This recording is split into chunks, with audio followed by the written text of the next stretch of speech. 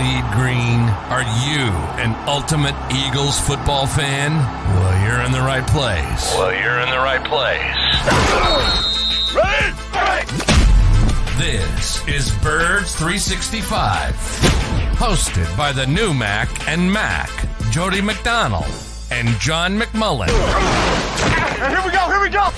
Who collectively have covered and talked about more than 50-plus years of Eagles football. Kick off your day with Birds 365. You'll get debate. We love to argue. You'll get the real story from inside the locker room. And you'll hear from some of the great football minds from around the region. You're about to become an Eagles insider.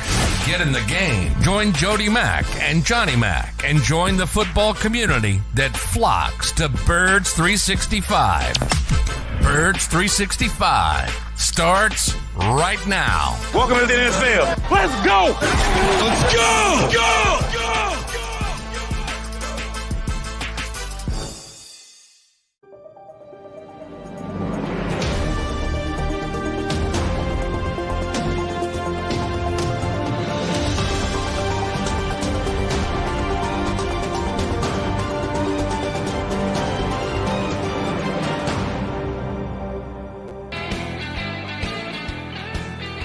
And a good Thursday morning, Birds fans. Appreciate you streaming in with us here on Birds 365. You got Mac and Mac. That'd be John McMullen and Jody McDonald. We've got you for the next couple hours and a couple of good Eagle guests coming your way.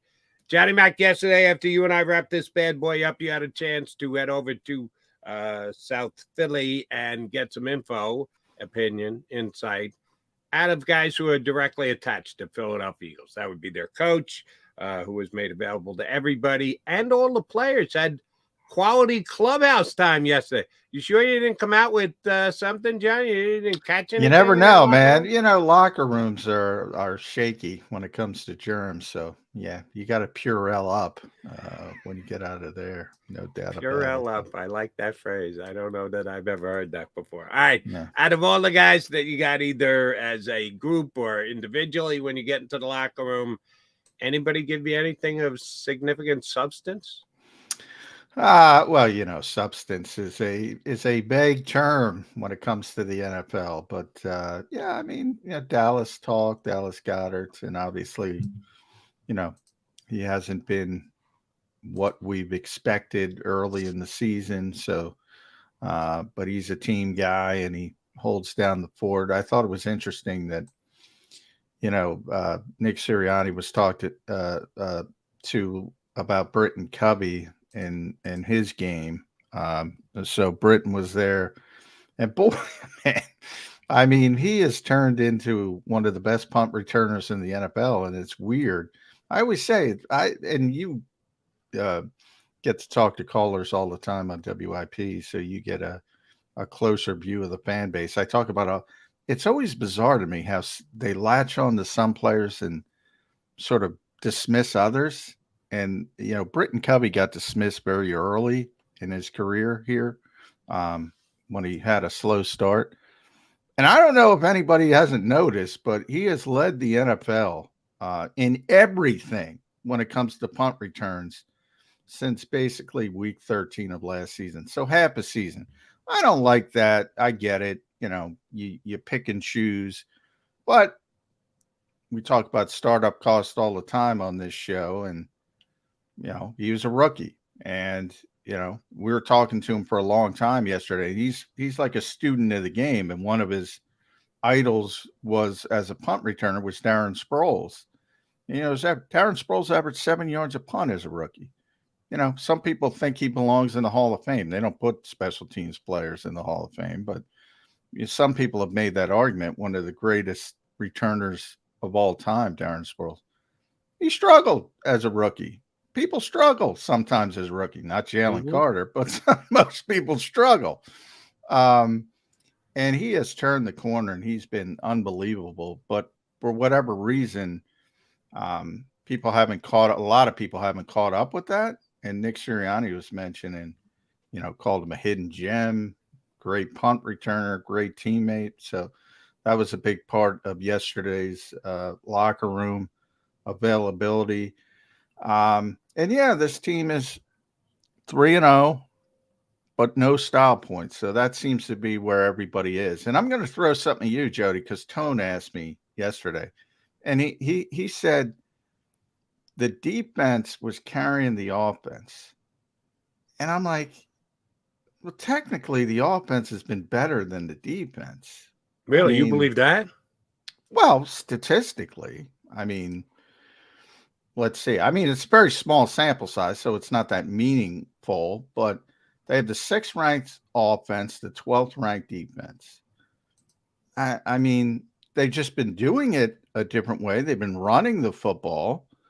But yards is yards. I mean, they're at 450 and 476. I mean, that's pretty good.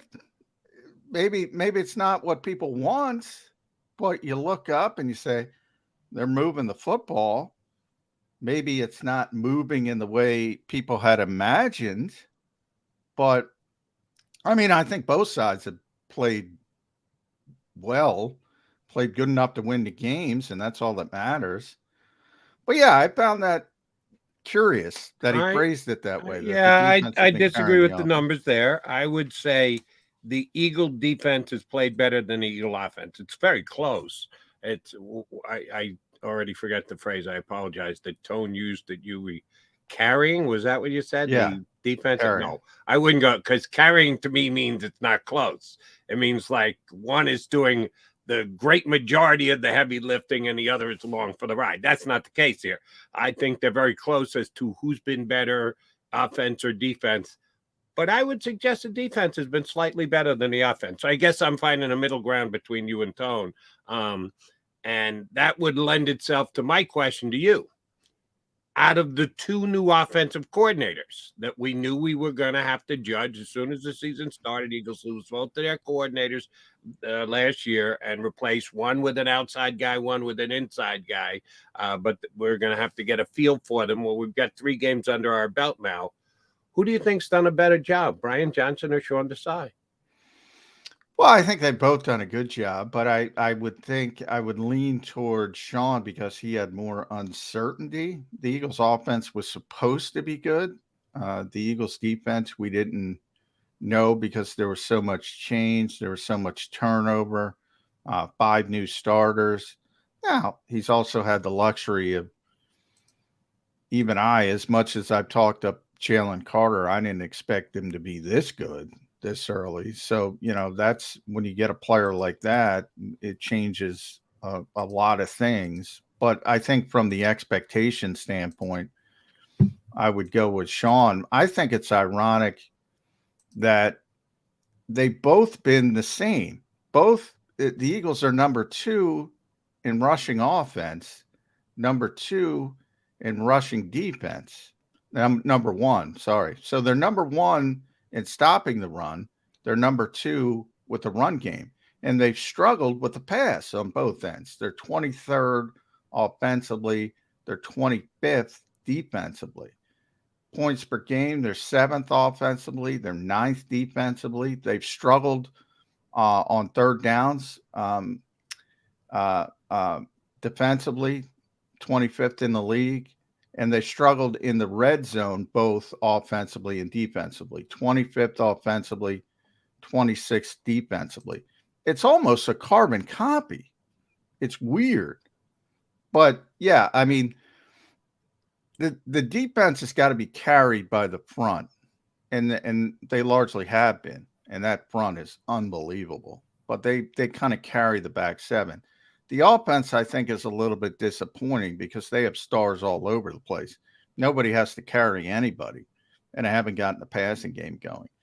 But, I mean, they haven't gotten the passing game going because they haven't needed it. And they're just running the football.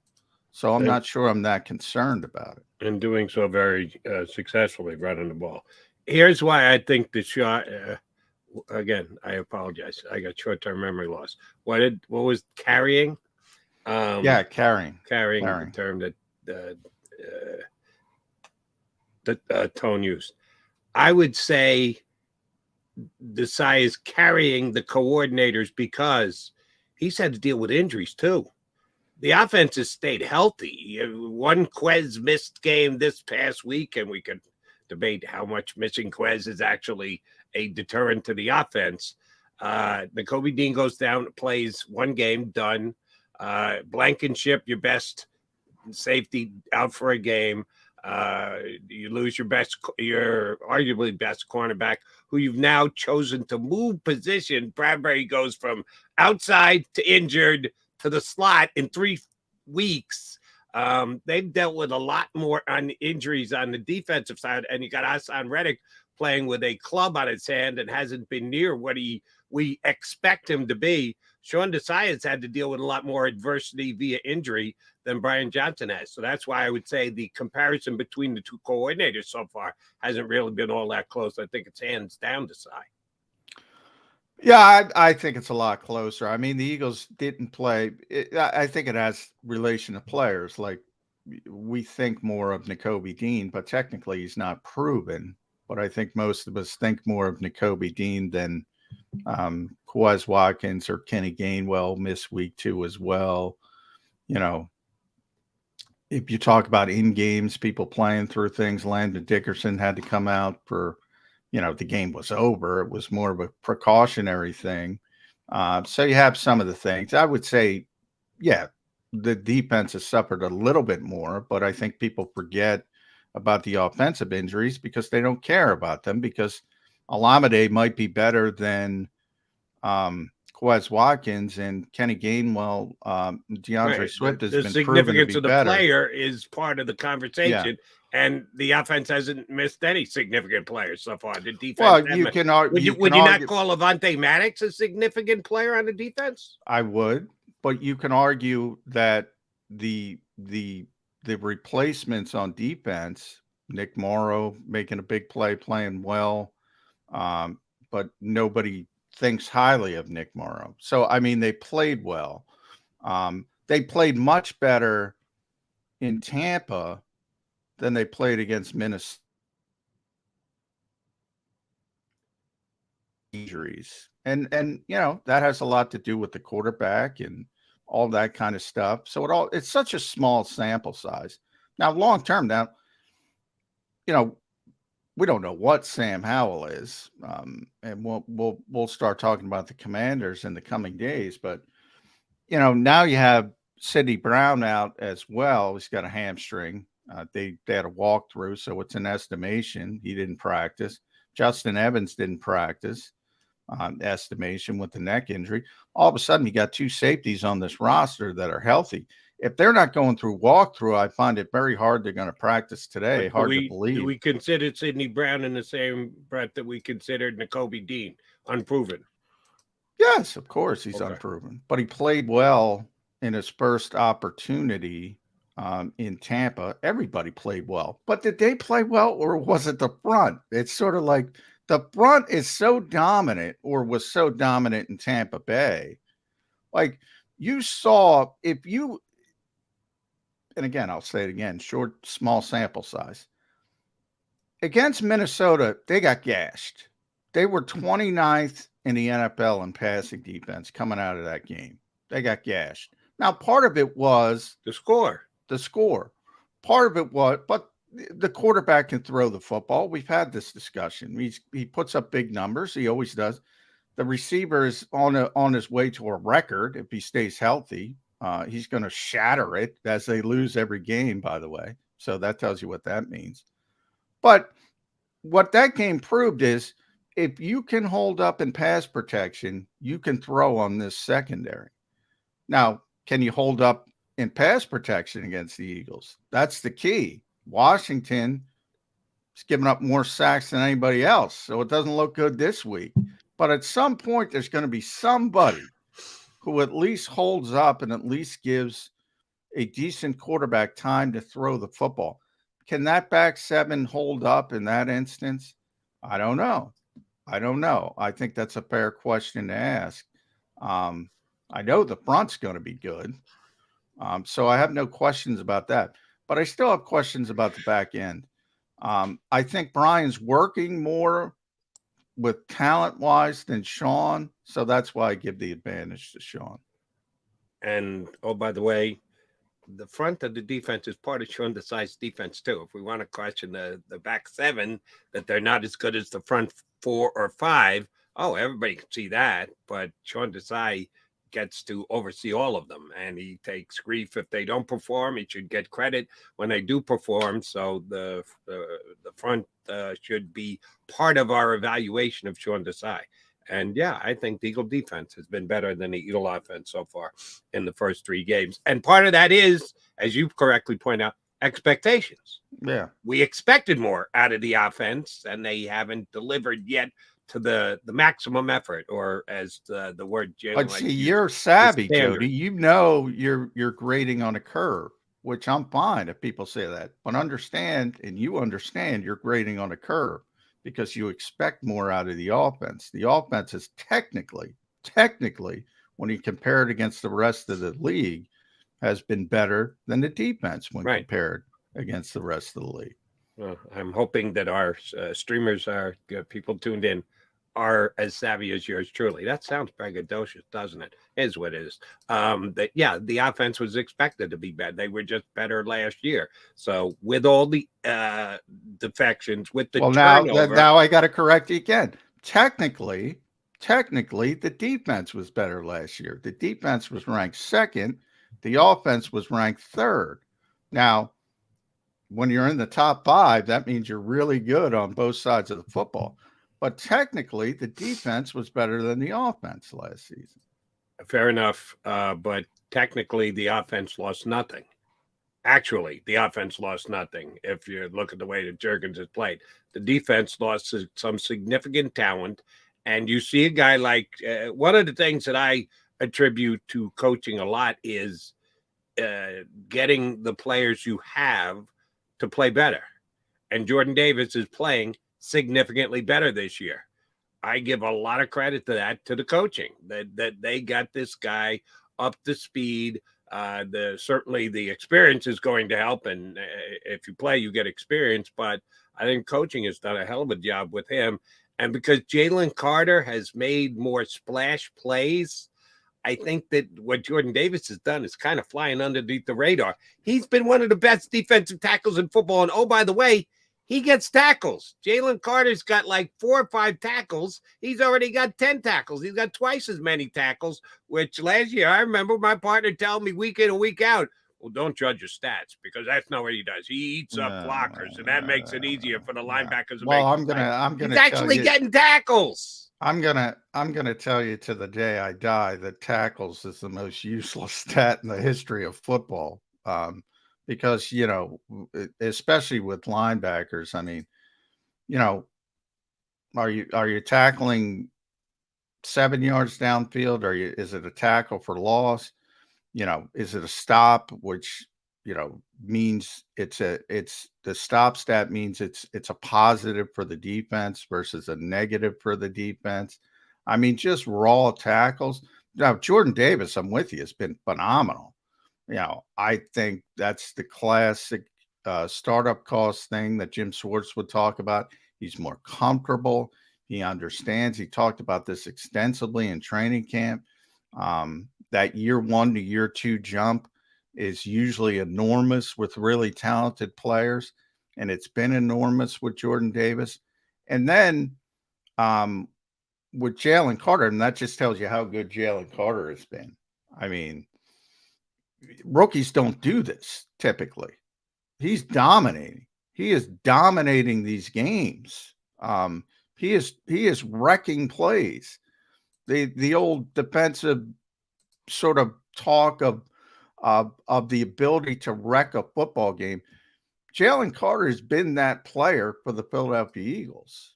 And I see we've lost Jody, so we'll see if he can get it back. Our buddy Ed Kratz is waiting. I see him in the green room. So we're going to take a break right now. More Birds 365. Ed Kratz from Sports Illustrated. Game day Ed a little bit early this week. Go to get your game on. Go for the beers. Go for the cheers. Go for the hit and the hits. Go for the stakes and the stakes. Go to get your parlay on. Go to get your party on. Go for the scene. Go for the screens. Go for the gallery. Go for the win. Go to Ocean. Visit theoceanac.com to plan your visit. At Pond Lehocky, we've recovered billions of dollars for our clients, and we're confident we can do the same for you. With over 250 years of combined courtroom experience, we've helped over 100,000 injured clients obtain some of the largest settlements in Pennsylvania. One conversation is all it takes to help you and your family get back on track. If you've been injured in an accident, give Pond Lehocky a call. They're carving them up and good play calling along the way. First and goal at the 6.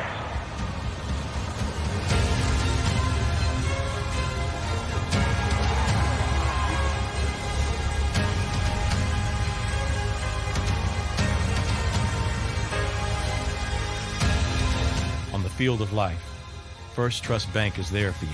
Champions on 3. 1, 2, 3. Because Philadelphia dreams deserve a Philadelphia bank.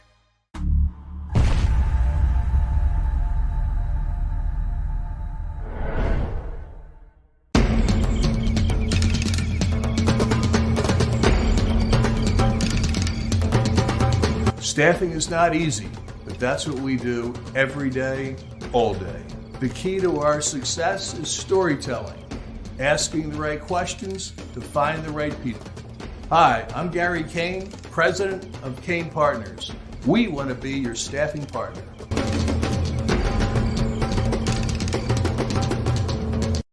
Since 1977, it's always been about you, the community, at Rafferty Subaru. And through the Subaru Love Promise, we prove we care by supporting charities like So Good Now.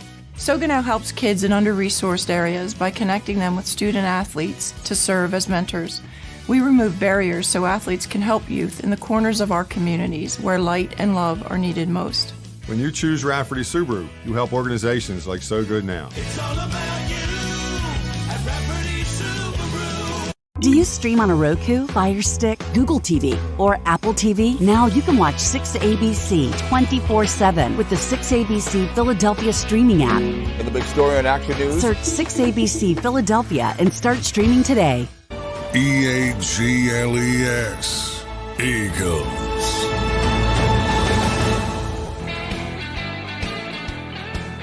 Thursday edition of Birds 365. You got Mac and Mac at least for a minute here. See, I thought your feed was going down, Johnny Mac, because you kept freezing up on my screen. Zander tells me, no, Jody, you were the one that was freezing and dropping. Yeah, you never know what's what here. But I was looking at Jalen Carter stats, and then I came back and you were gone. So I just kept going. And I saw Ed popped up and went to break, and now we have him. The great Ed Kratz. Hey, guys. I thought I'd do it to Ed, but I was nowhere to be found, I'm told. So apologize for my... You're saying Jalen Carter is now disrupting the show, not just football games. He disrupts everything. 365 now. Yeah. He has been... Well, let's start it with Jalen Carter, because I could not believe the NFL gave Jalen Carter to the Eagles on a platter. I thought he was the most talented player in the draft. I thought he should have been the number 1 overall pick if he didn't have the issues. I think he was the most talented player in the draft. Even I didn't think he was this good. This is ridiculous, Ed. This guy is special. And I don't remember the last time the Eagles have had a lot of good players over the years. The last time they got a guy who has a chance to be maybe the best player in football on his side of the ball. And I think he's got that kind of potential. That's a lot for 3 games into his pro career. I know. That's a lot to say, but it's hard not to love what you see so far. I mean, that punch out of the football that he had on Rachaad White, that's a signature type moment there in what could be. And I said this back in the spring that he could be the Eagles' first defensive rookie of the year. They've never had one of those. Now, the question is he going to play enough snaps? I mean, he wreaked his havoc on Monday night in just 21 snaps, which, to me is low. Now, I know that the Buccaneers only had the ball for, I think, 47 snaps. So, Yeah. there weren't many snaps to go around. But, that's the only question that could, in my opinion, prevent him from becoming the defensive rookie of the year, is just how much he's going to play. But, you look at what Carter has meant, I think, even to Fletcher Cox. I mean, I think Fletcher Cox is off to a really good start here. And I think some of that has to do with the young guys like Jalen Carter and Jordan Davis. They've kind of breathed new life into his game as well. So, it's more than just what Carter and even Jordan Davis are doing on the field. It's beyond that. It affects that whole side of the football. Carter's been great. Davis been great. As you just point out, Fletcher Cox has been great. And usually when you get that kind of push from your defensive tackle position, it makes things easier for the guys coming off the edge and makes quarterback shakier and looking for a place to spin out to into the arms of a guy coming off the edge. This side, Josh Sweat, the Eagles' edge players haven't been all that good, at least my estimation through 3 games, Ed. Agree or disagree? And if so, if you agree, where's the edge? Forget about where's the beef. Where's the edge? Yeah, you're right. I mean, listen, I think they've impacted some of these throws, and we saw the Eagles, I think, try to get Hassan Reddick to get that first sack. I mean, it's 3 games now. He still has the goose egg next to his name, but they tried some loops and some stunts on Monday night to kind of maybe try to free him up, but he just hasn't been able to get home. You'd like to see more sacks. They only have 6 in these 3 games. That's 2 a game, but they're doing a good job affecting, the quarterback spot and where he's throwing the football from. So yeah, you'd like to see the numbers a little bit higher. I love a good sack myself. I think it's a huge momentum changer. It's a very emotional, uplifting thing for a defense. You'd like to see the numbers improve. But again, here, we go back to Jalen Carter. He got such good pressure on one snap that I talked to Marlon Tuapulatu after the game on Monday night about the sack that he had. And he said, man, that was all Jalen Carter. He said he just, burst up through the middle, and forced Mayfield to step up. And he goes, I was just standing right there, so I made the tackle. I mean, that's how easy it is. So, yeah, they're affecting the rush or the passing game, but you'd like to see the edge guys get more involved. And even Josh Sweat, I mean, he was a terror against the Vikings. I think he had 5 QB pressures. But I think those numbers will come, Jody. I really do. I think, the sacks will begin to tally up here. We're only 3 weeks in, and I think they'll come. In the case of Josh, and I brought this up, I mean, he took advantage of a backup left tackle against Minnesota, and he had a huge game, what he should do. And then against Tampa, he's against Tristan Wirfs, who's an all-pro player. So, I mean, to me, it makes some sense. All right, if you're going to face an all-pro player, like if you're rushing against Jason Kelsey or Lane Johnson as an Eagles opponent, you're probably not going to have a great day, at least compared to what you do against typical players or below average players. I think a lot of people don't pay attention to that. I mean, to me, it was logical that Josh Sweat wasn't going to have his best day. Now, in the case of Hassan, he's obviously struggling with the thumb, trying to finish plays. But I'm going to throw it back to Jalen Carter again. The interior pressure is so immediate; they don't have as much time to get sacks. Yeah. And the Eagles aren't getting the big numbers like they did last year when it comes to sacks, but you see them affecting quarterbacks. I mean, that's what it's about. Sean Desai will talk later today. He'll talk about that, I'm sure. They are affecting quarterbacks. And I think they're carrying the defense that front. And that includes Josh Sweat and Hassan Reddick and Brandon Graham and company on the edge. Yeah. And it's pretty great, by the way. Limited snaps, but typical Brandon Graham. I'll say this too about Reddick. One thing, and I know the locker room sessions were abbreviated between week 1 and week 2. It was a short week, but I haven't seen Reddick in the locker room much at all. Whereas last year he was readily available, was in there, willing to talk to anybody that had a question for him. This year I haven't noticed that as much. So I'm not sure why that is. I hope he's happy. Maybe The he's not. situation, Yeah. is there a situation? Right. He's coming off a great season. He sees what edge rushers are getting paid. The Eagles poo-pooed that in training camp. He did as well. Is there a situation?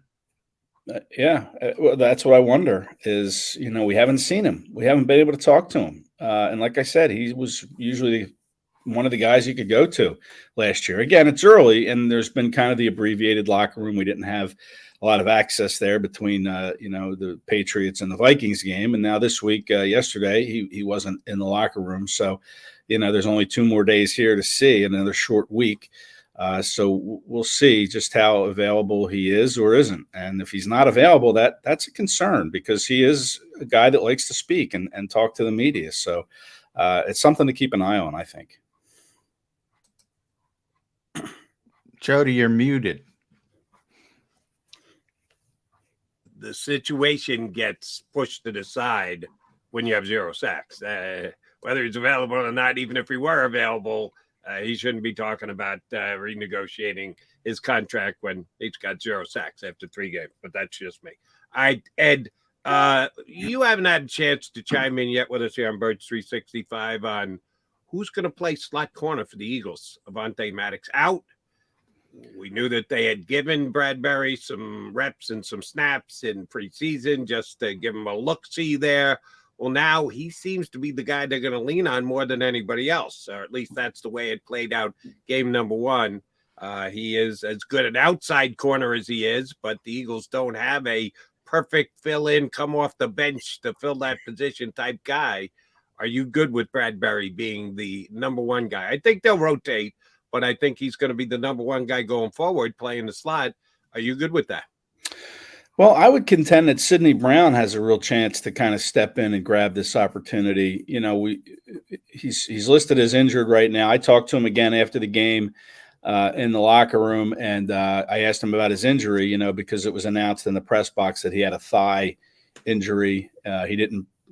Yesterday's injury report was an estimation because of the walkthrough nature of practice, but Brown told me it was a lower hamstring and he felt fine. He felt like he could have gone back in, but they wanted to kind of take it very cautiously with him because a 1-week injury could turn into a 4-week injury with a hamstring. So, but if he's healthy, I mean, they're giving him time in the slot. He talked about having one-on-one meetings, many meetings during the week with Ronell Williams, the slot coach that the Eagles have. And he said he's very comfortable playing close to the line of scrimmage like that. He said he did that a lot at the University of Illinois. So he wants to continue, he said, to get better, to kind of take some of the pressure and some of those snaps away from James Bradbury having to move inside. So if this kid can get it, he can figure it out, he can get healthy and stay healthy, I think Brown could be the guy that gets the majority of snaps in the slot. Until that time happens, though, yeah, I think Bradbury's going to be the guy that's going to rotate in and out of there, and they'll bring Josh Jobe in. But again, and I think John's talked about this, is that you don't want to move a Pro Bowl or All Pro corner, outside corner, into the slot. I mean, you're impacting 2 positions there. So I think the Eagles would like Sidney Brown to kind of grab this position and run with it. And he just very well might. So I would say, keep an eye on Sidney Brown's development in the slot, because I think he could end up being the guy that's going to help out there as these next couple weeks go on. I got asked last night, Ed, who the Eagles MVP is through 3 games. It's 3 games. And my answer was Howie Roseman, because they're just out talenting people. They have better personnel. They're not really playing that well, but they just have better players than everybody else. And he's responsible for accumulating that roster. I say that to say this. I do have a problem with some of the decisions on the back end. We're having this discussion about the slot, and we're not even talking about Mario Goodrich or Eli Ricks. And they were kept on the 53, presumably for more of their long-term potential. But nonetheless, they're cornerbacks, and they need a cornerback. And they're already moving Sidney Brown, who's got significant potential at safety, down to a position he's not familiar with.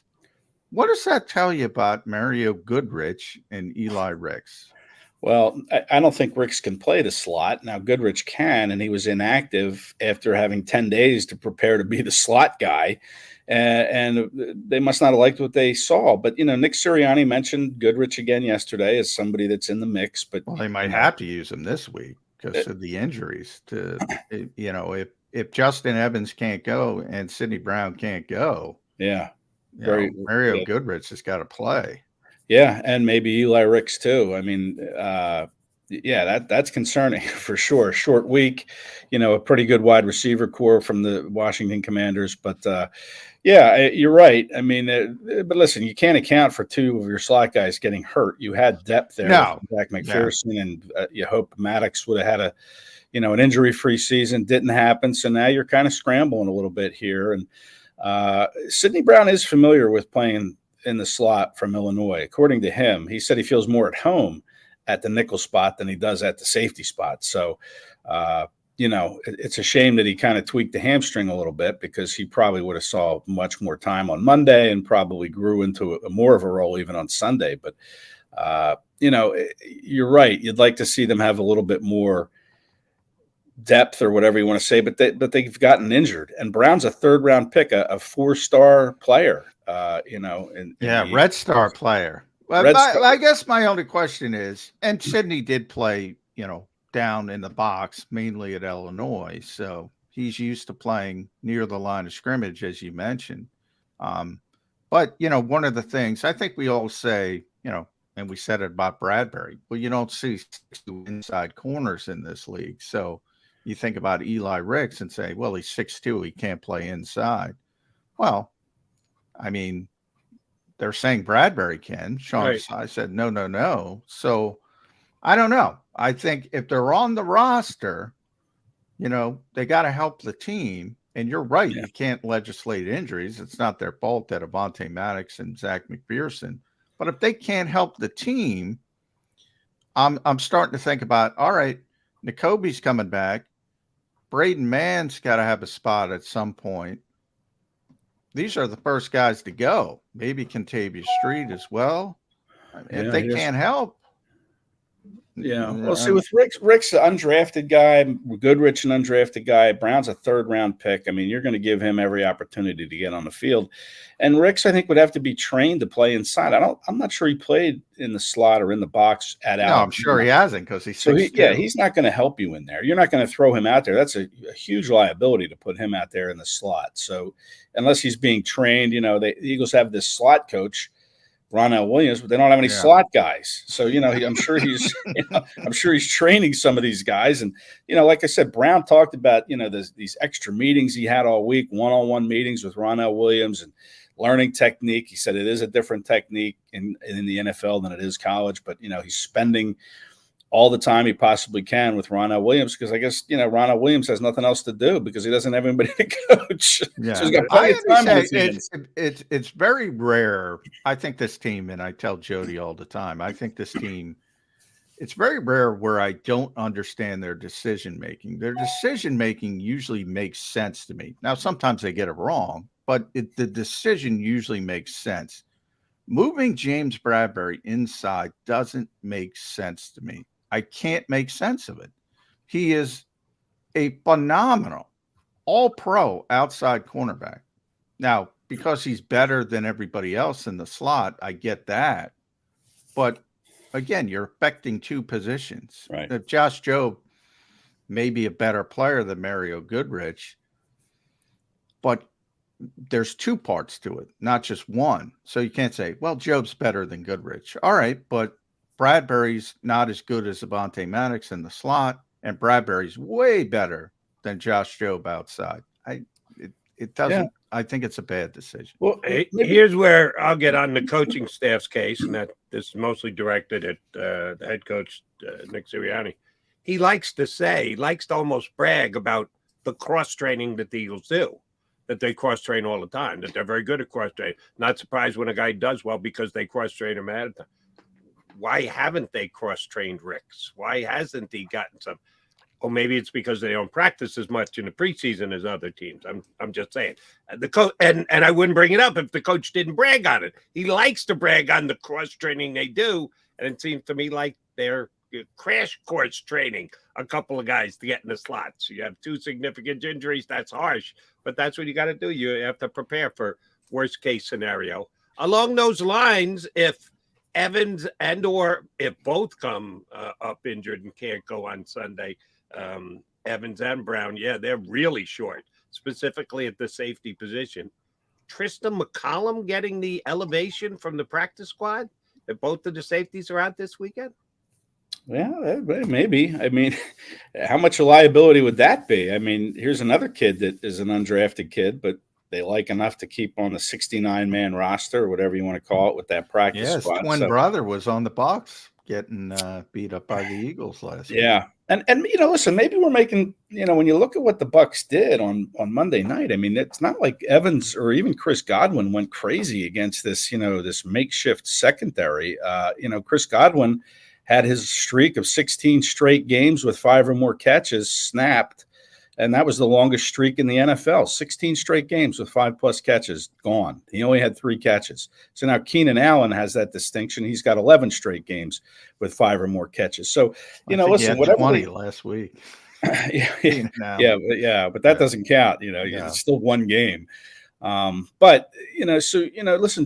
I give Sean Desai a lot of credit for what he's doing here. I mean, maybe they are training Eli Ricks and he's cross-training him, and it's not like the light bulb's going to go on overnight here when you do that. I know you would like to think it's a crash course, but if he's never done it, that's a big jump to go ahead and do that. Like Sidney Brown was saying, there's a lot of different technique things and different leverages you have to be aware of in the slot in the NFL versus college. So, maybe they are, and it's just not, some guys can get it, some don't, and some staffs are hesitant to train rookies, cross-train rookies, because they want them to learn one position and get immersed in that, learn that until it's like the back of their hand before they consider, moving him to another position and learning that position. So that could be the case. But, I don't know about Tristan McCollum. I'm not even sure what somebody's got to play safety. He's the only practice squad safety they have. Yeah, well, I don't even know what he looks like, to be honest. I mean, I couldn't pick him out of a crowd. I don't think I could. Neither can I. Yeah, so I don't know what kind of player he would Tristan be. is up by the kickers, his locker room. All right. Okay. And if you saw, he looks exactly like Zion. They're twins. I wish I knew what Zion looked like. Right, you got to know what Zion looked like for that. I think Edmonds has played quite. He's done okay, and I think Reed Blankenship at safety. I mean, by the way, Reed's a great player. He is a very, very solid player. I mean, an interception. The NFL got that one wrong. How does that happen? Yeah, I don't know. Maybe you look at him and he's a 5-year college starter and they're thinking he's old, but he's only, I think, 24 years old, maybe. But they're your safeties. If Evans can't go, it's Edmonds and Blankenship, and then Sidney Brown. If he can't go, I don't know what you're going to do. Too bad Kayvon Wallace isn't around anymore. Bradbury's going to play outside corner slot and safety. Who knows? Yeah. And I'll answer your question, John. How the NFL got Reed Blankenship so wrong? TRAITS traits and the over-evaluation thereof. He's not that tremendously athletic. He probably ran a slow time. If you look it up, I'd love to know what he ran as his 40 at the combine. I guarantee you it was slow compared to the other safeties coming out that year. Oh, what are we going to do with this guy? He can't run. He's not that athletic. We're not drafting him. We're not. The Eagles gave him all of $5,000. Good on the Eagles. The Eagles were the one. 4.5, which is not bad for a safety. It's not, there's certain, Minka Fitzpatrick's probably 4.47 or somewhere in that range, but 4.55 is not bad. Yeah, he's a good athlete. That's what I mean. He's got good traits. I mean, he played at a small school, obviously. That factors into it. He didn't have bad testing numbers. They were middle of the road, but they weren't bad.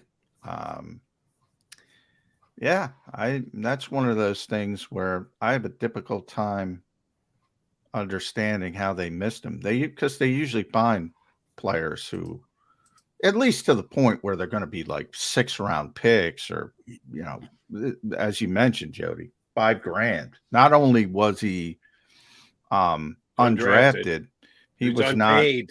Yeah, and he was a great player at his level. As Ed mentioned, 5-year starter. First team all conference. He was on the Bednarik Award watch list, the Jim Thorpe Award. It's a mystery to me. And when you watch him play, it becomes an even greater mystery. I'm going to blame the scouts on that one. The entire, not the Eagles, the entire NFL. At least the Eagles got him in for $5,000. Yeah. They get a W, even if it took them a long time. That's still a W. You got the player. The other 31 teams take an L on that one. Yeah, and that interception, man. Usually, Ed, you've seen Slay at practice a bunch. He'll bait quarterbacks. He's so smart and savvy, and he's played a long time. 5-time Pro Bowl player. I saw him, Jalen's first year, I saw him bait him like 3 times and pick up passes in practice. He baited Baker Mayfield. He's a first-year starter, second-year player. He baited Baker Mayfield on that play. He saw him look to the left. There was only one receiver there. Then he went back, and Reed was just like, boom.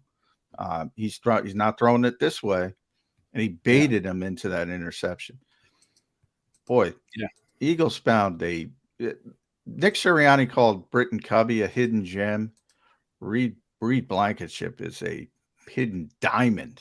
I mean, he is just a good football player. Yeah, I'm not sure how much more hidden he is right now, or might not be.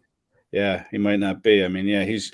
What other trait he has that I really like is it could be the hottest training camp practice in summer, and they'll bring Reed Blankenship to the podium. Hair never moves. He doesn't look like he's even sweating.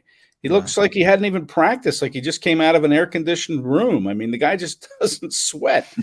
I don't know what that tells you, but well, all 3 of us got to be jealous of that hair. Yeah. Not hard to be for the 3 of us. All right, Ed, we've had you on for about 20 minutes, and we haven't gone there yet.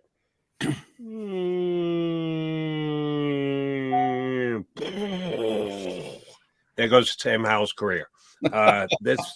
He had 2 okay weeks in a row, and then last week against the Buffalo Bills. How many sacks did 6? 9, wasn't it? 9 sacks by the Bills and 4 interceptions. He got the ball off, threw it to the other team, but he got the ball off rather than take another sack. How much fear should the Eagles have of Sam Howell coming into the link this weekend? Yeah, I would have said, look out for Sam Howell until the Bills came in and, kind of made him, throw 4 interceptions. He was sacked 9 times. I mean, he's been sacked 19 times. And, Nick Sirianni explained Jalen Hurts' sack problem. Hurts had been sacked 7 times in the first 2 games. And he said it's not just the quarterback, right? It's the line play. It's the receivers running patterns.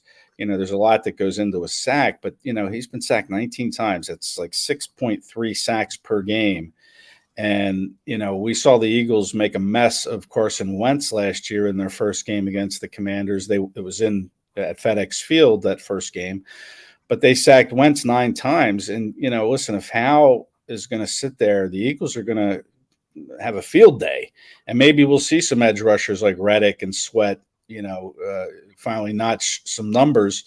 But you look at their line and, their offensive tackles have experience. You have the guy, Charles Leno. He's a 10th year guy, I believe. And then you have the Andrew Wiley, who played from the Chiefs in the Super Bowl. And the Eagles crappy field. Andrew needs a crappy field. He needs a crappy field. So, yeah, but these are tackles that should be holding up, and they're not, I guess, because it's not all on Sam Howell.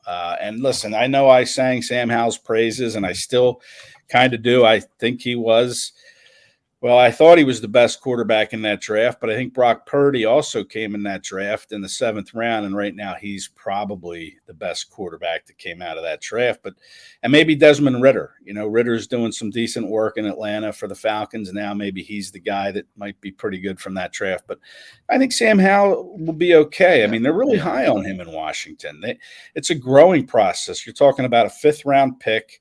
He was the 6th quarterback taken in that 2022 draft. I mean, he's not going to be Joe Montana overnight. He probably will never be Joe Montana, but I think you're going to have to take the good with the bad until things can even out a little bit for him. He only made 1 start as a rookie last year. That was the last game of the year. So, you're going to have to take the growing pains with Sam Howell, but they're high on him. They think he's the guy.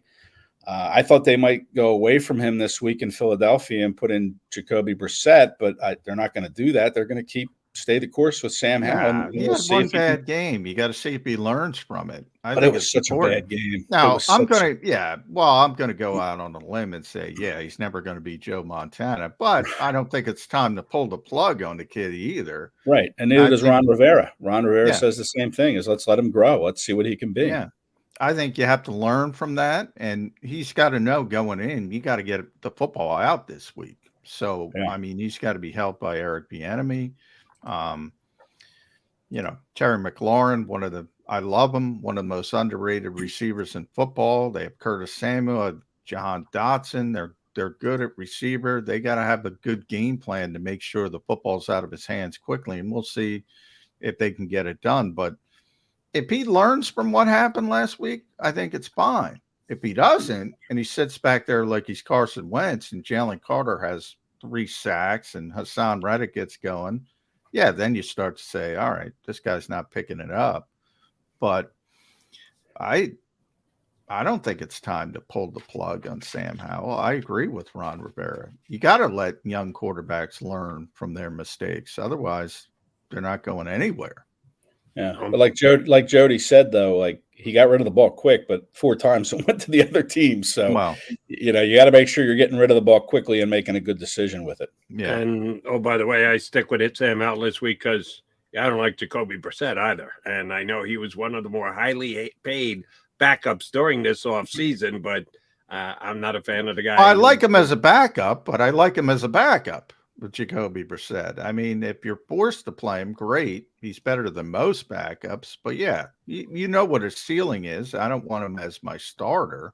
So I'm not saying they made the right decision by going with Sam Howell long term, but they made their decision. They gotta let it play out, and they gotta at least let him have an opportunity to learn. This is a difficult week, though, because of that pass rush, obviously, for the Eagles. And, by the way, the Commanders ran the ball well 1 out of their 3 games. Brian Robinson had a good game week number 2.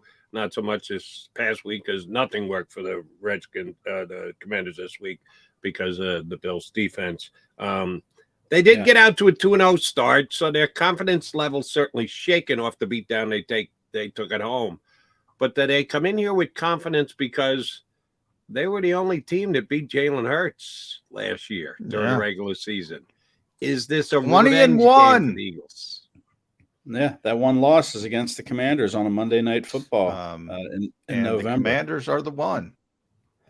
Yeah, they are. Yeah. So, listen, that has to give them a shot of confidence. And I like Brian Robinson a lot. I mean, I liked him coming out of Alabama. But this Eagles defense, it's hard to run the ball against them now. With Jordan Davis, to me, is just he's like trying to block or wrestle a bear when you block him, or move a boulder out of the way of out of a hiking trail or something. I mean, this guy's just huge, tough to block. He's really made, to me, a huge difference in the run game. Just hard to move him. And he's taken sometimes 2 blockers, and that's freeing up Jalen Carter or Milton Williams, who's having a good year, or Fletcher Cox. That's freeing up these other guys to stop the run. And, if I'm another team, I'm trying to get outside. I'm not running the ball up the middle against this team. I'm trying to get outside and see what their linebackers can do on the edge. And I don't think we've seen that a whole lot. Brian Robinson, I don't think is a kind of a sweep the edge type runner. Maybe they try to get Samuel involved there, or whoever else their running backs are. But I wouldn't run the ball up the middle against this defense. So that's going to be a challenge for the Commanders to try to run the ball to take some of the pressure off Sam Howell. But listen, they did it last year. It was a different team. Obviously, they were able to run the ball.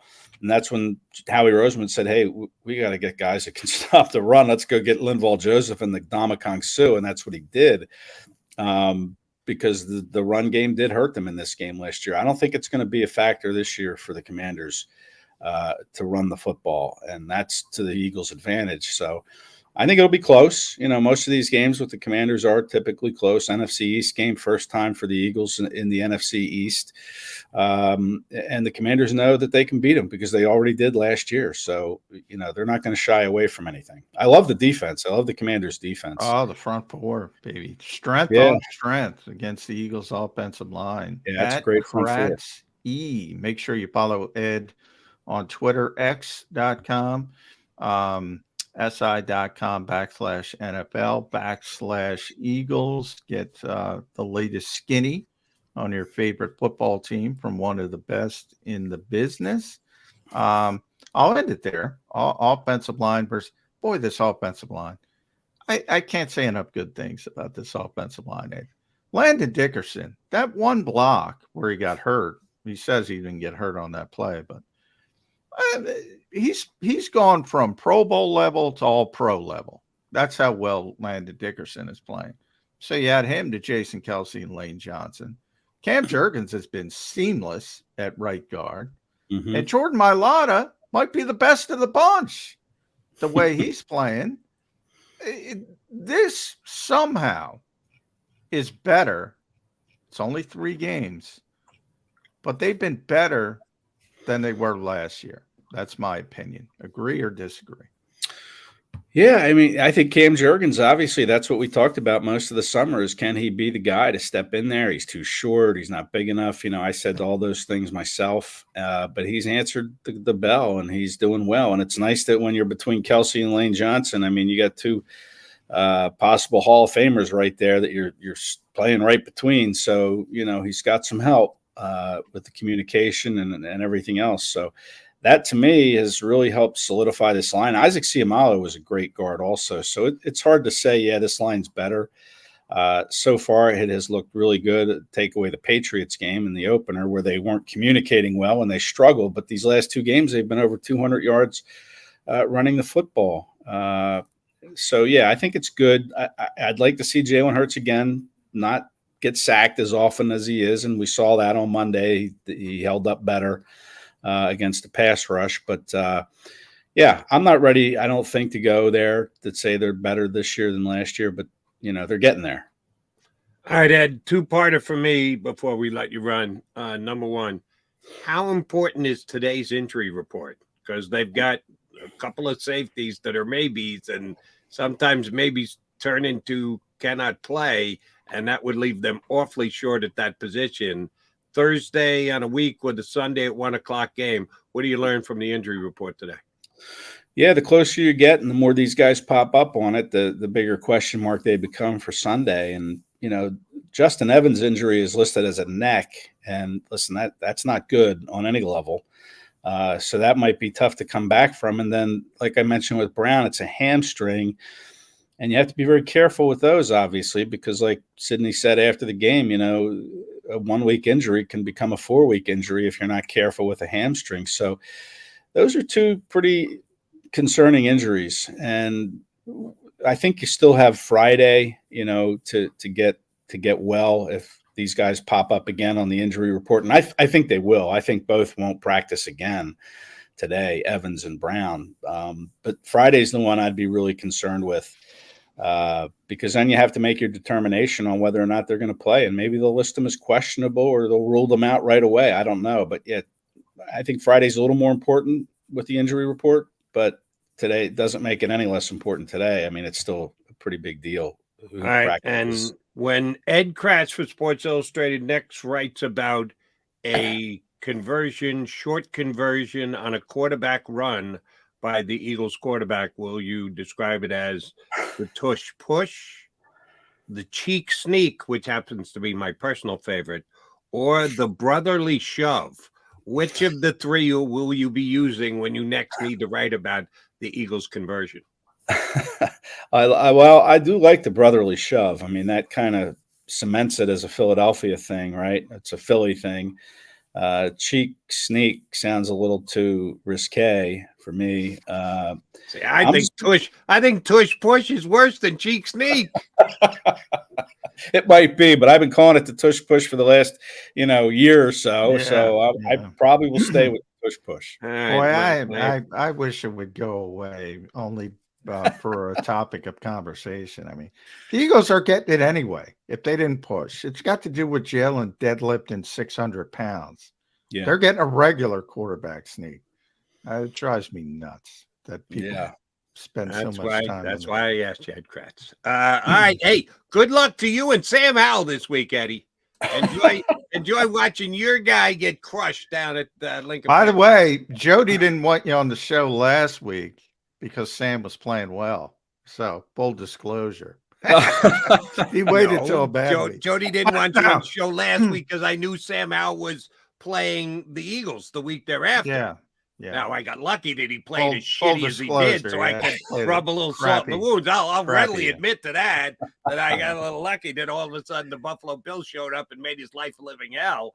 But that's why we had to. He was playing well. He had a 2-week spike though. It was a bad class of quarterbacks. Let's face it. There's not a lot of diamonds in those roughs there. Kenny Pickett's 2-1. He was the best. He should have been the first drafted. He was. And he's playing to about his level, which is good. Not great, but good. Sam Howell, not so good. Ed, always a pleasure, brother. Thanks for helping. Thanks, Ed. Thanks, guys. Ed Kratz, Sports Illustrated, here with some Birds 365. All right, we got another one of our solid Eagle Beat guys coming up a little bit later, as in 18 minutes from now. Chris Franklin from NJ.com going to join us here on Birds 365. Stay with us.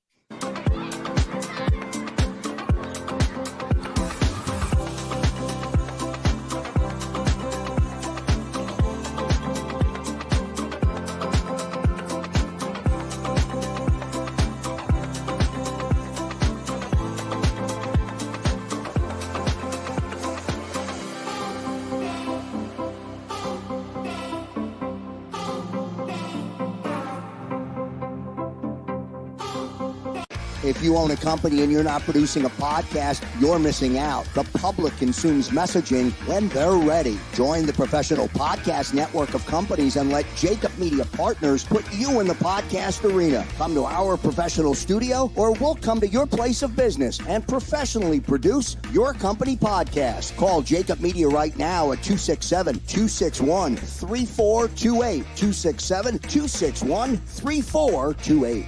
My name is Dr. Bruce Grossinger, and I'm the medical director of Philadelphia PRP and Stem Cell Institute. I'm reaching out to those who suffer from spine and joint pain. We use treatment methods that require no surgery, no scalpel, no drugs. Running, walking, or whatever your desires are, Dr. Grossinger is where you need to come. You can benefit from the same PRP and stem cell treatment as Wilbert Montgomery. Call us now at 610-222-5675.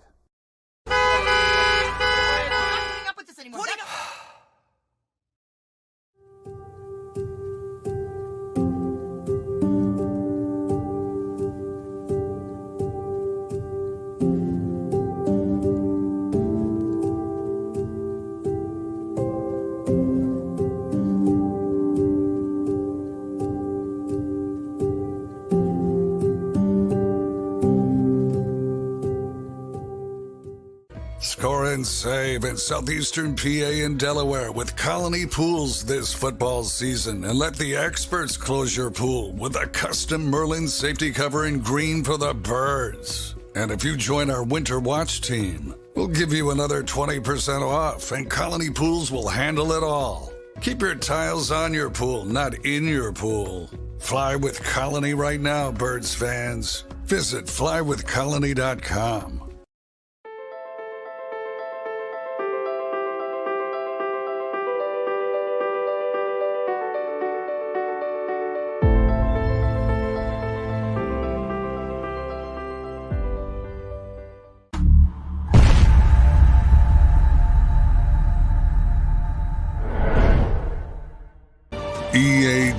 E-A-G-L-E-S.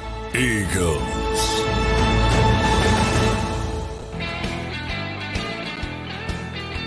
You got your Mac guys here on Birds 365. Appreciate you streaming in. While you're at it, you go ahead and hit that like button. Do the right thing. Sometimes you pay it forward.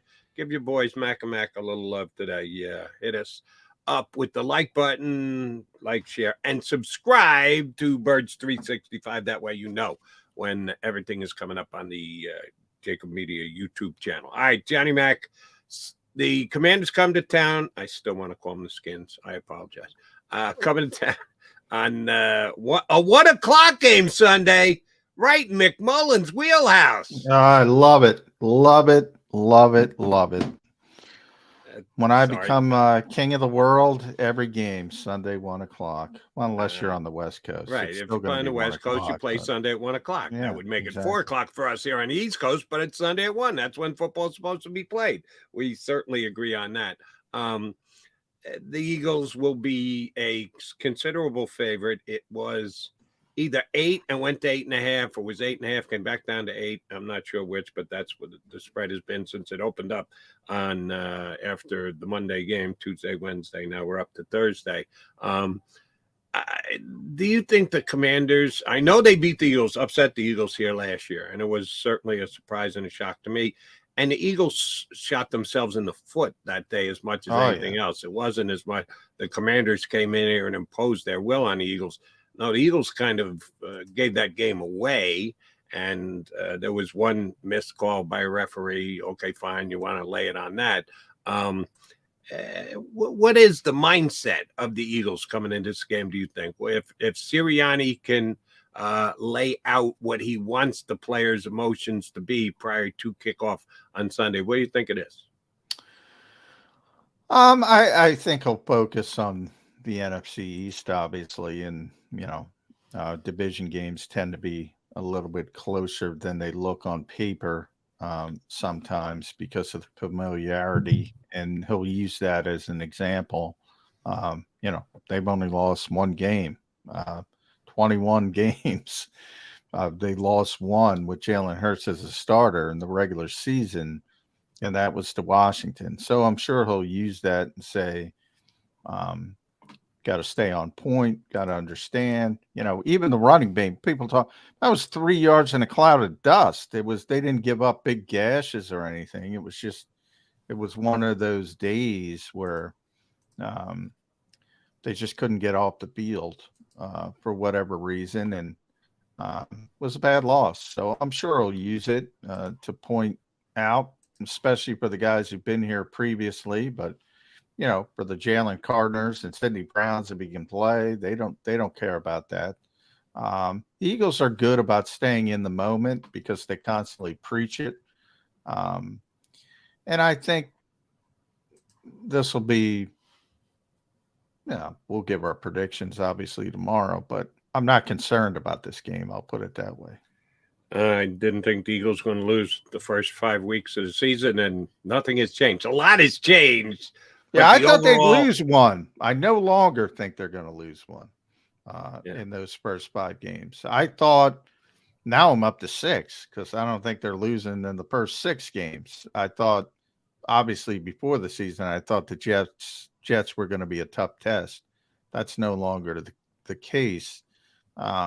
So now it's pushed back to Miami, and I think that's the first test. But Nick Sirianni hears this, he'll start yelling at me because, can't look ahead, Jody. Can't look ahead.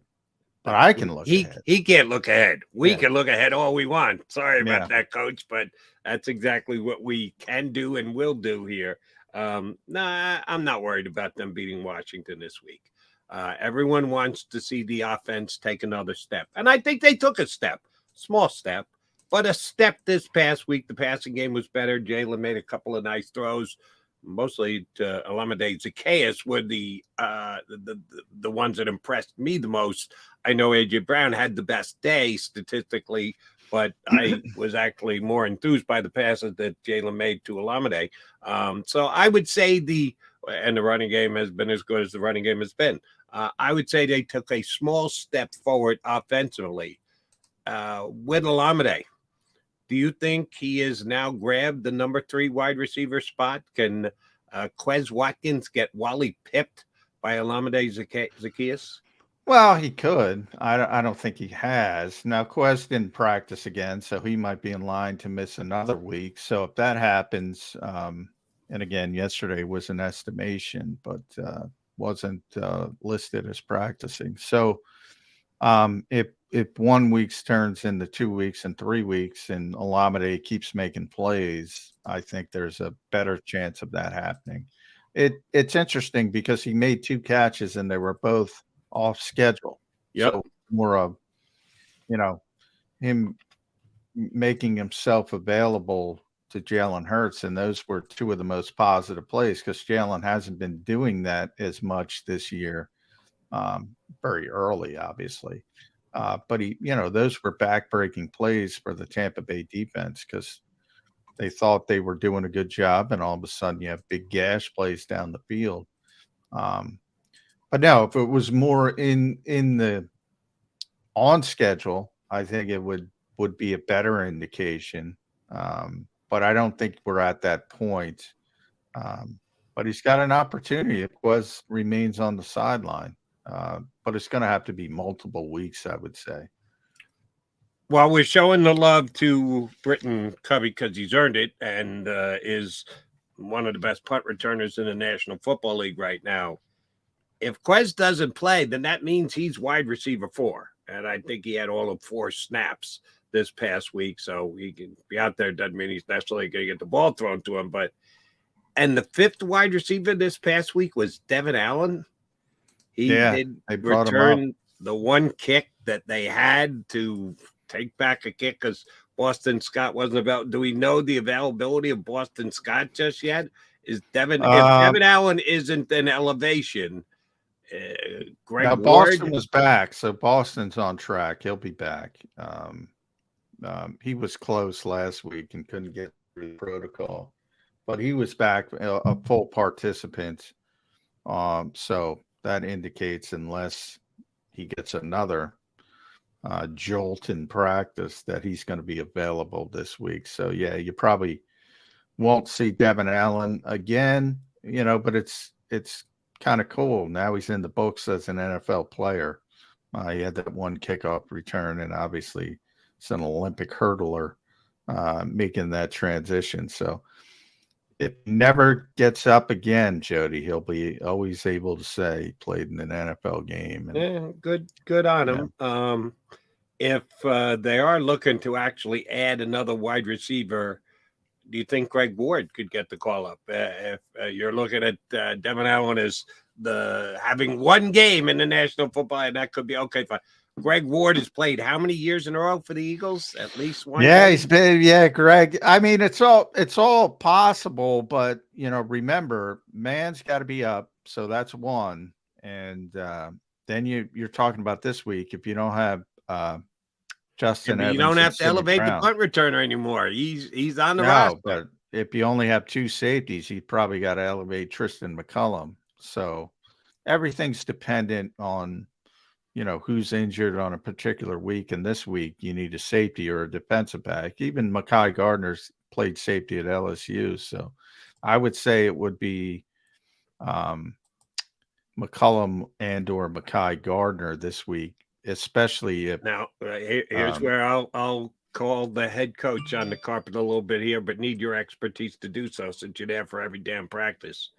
How much cross-training did Mekhi Gardner get in Eagles preseason playing safety? The fact that he played safety at LSU is nice. How many snaps did he get playing safety in camp this year? 0. Where's all this cross-training that Sirianni is bragging on? They don't. As I said, when you have 90 players, you don't have to cross-train. That's when you get down to 53 and 47, and then it's a fire drill. But the Eagles aren't. That's every team, Jody. That's not just the Eagles. When you have 90 players, and in a lot of ways, that's one of those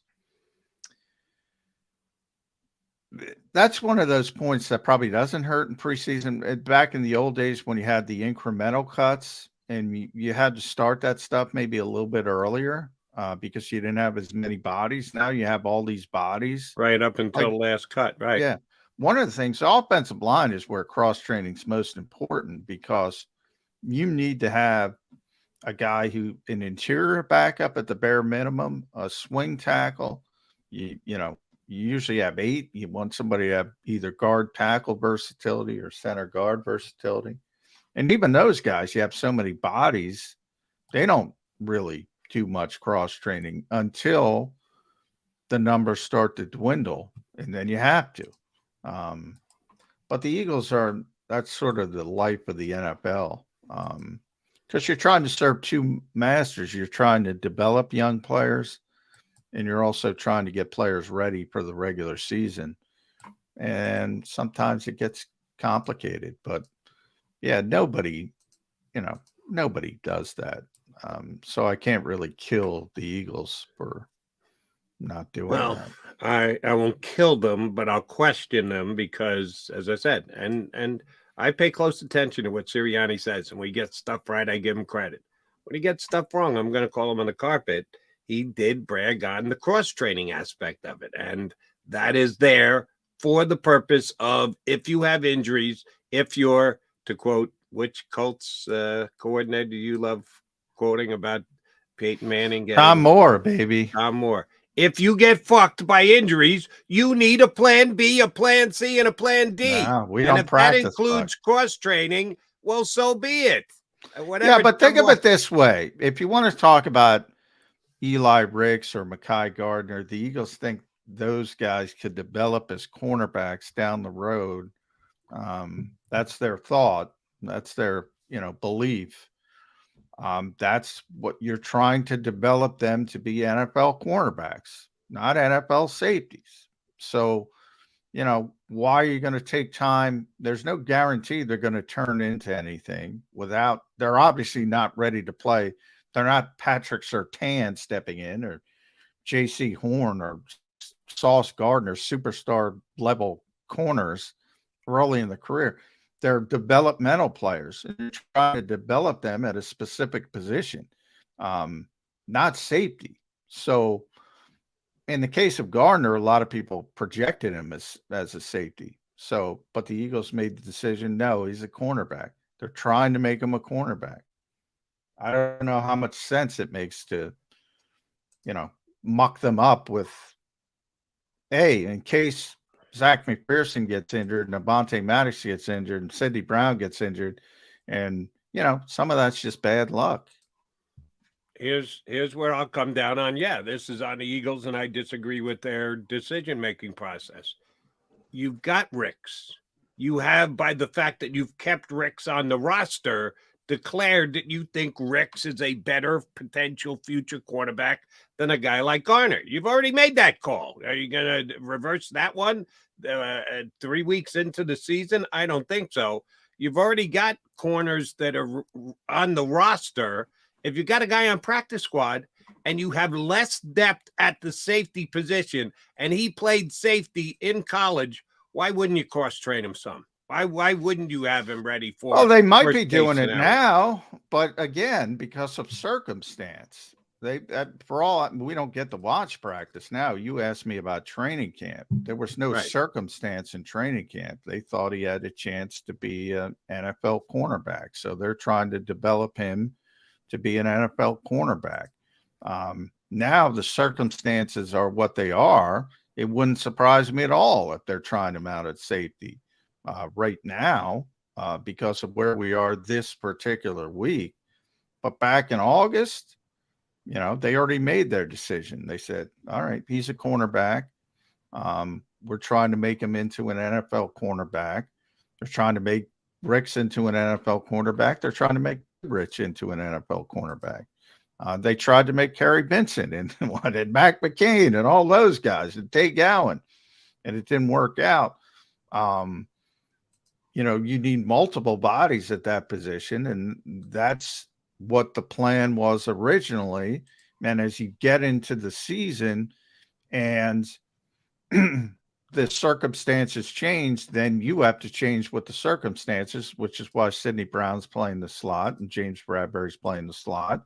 And Tom Moore, if he had to play Jim Sorgi, would play Jim Sorgi. But he ain't practicing with Jim Sorgi when he doesn't have to. That's the point that Tom was making. Here's the difference. The drop-off from Peyton Manning to Jim Sorgi a little bit more than the drop-off from Avonte Maddox to whoever the hell else you want to pick to fill in at slot corner for the Eagles. I like Avonte. He's a nice player. He's a very good player. Well, Peyton's one of the all-time greats, so I'll agree with you. He's not Peyton Manning, so the drop-off is a little bit more different. So that's why I say you should be able to practice. I get the flippant aspect of we don't practice fucked, but you shouldn't consider yourself fucked if you lose Avonte Maddox as compared to losing Peyton Manning. And they didn't, but the original plan was Zach McPherson, and that's where they got fucked because it's multiple injuries, as Doug Peterson would say. It's not injuries, it's multiple injuries at the same position. You have to have a plan for a backup at every position, and the Eagles do. When you have multiple injuries at a specific position, things can get ugly or murky or whatever adjective you want to use. Chris Franklin's scheduled to join us next. I need you to look something up for me during the break. How many snaps did Zach McPherson play last year? The loss of Zach McPherson, I think, is slightly being overstated here. And I like Zach Mack. I talked him up during camp. I mean, even though he begged us, was going to come on the show and then said, sorry, I can't do it. But he apologized. Even though he did, and he apologized. You told me he apologized, which I appreciated. Zach Mack was the given backup slot quarterback. How much experience did he have coming into the season? How many snaps did he play last year? Again, losing a guy who played, but that's. I mean, he didn't play a lot, but that's what happens in the. I mean, Jalen Carter's a rookie. He didn't play any snaps. I mean, everybody projects certain people at certain positions. He was the projected backup at the slot corner. Was it going to work? Maybe not. I mean, there's no guarantee it would have worked. I'm just saying that was that was the plan. They had the plan in place, and he suffered an injury before Avonte. Then you lose both, and now you're down to your plan C, so to speak. That's all I'm trying to say. Right. And what I'm trying to say is the difference between whoever you're coming up with now to play in the slot, if it's not James Bradbury, the difference between he and Zach McPherson is not all that great. The difference between Avonte Maddox, who's been one of the best slot corners, and Zach, that's where the drop-off is. Then the drop-off between 2 and 3, really, you can't overcome that? Zach hadn't really had a chance to shine it. Just because your name's written on a depth chart, number 2 is compared to number 3. To me, that doesn't tell I mean, there's a reason they project these guys, Jody. I mean, it's not like they're going in blind. And if you're down to your third, this is any team. Take the Eagles out of the equation. If you're down to your third option at a particular position, unless you get lucky and somebody jumps up, you're going to have some issues. That's not just the Eagles. That's everybody. Understood. But again, if you want to judge by where you are in the depth chart, I'll judge by what you've actually done in your career. And Zach hadn't done all that much. Nice that he had the number 2 spot in the depth chart, but he hadn't done much in his NFL career to this point. All right, McMullen, McDonald, we got Chris Franklin. Looks like he's indoors today. A little cold out. He wasn't going outside. Chris Franklin next here on Birds 365.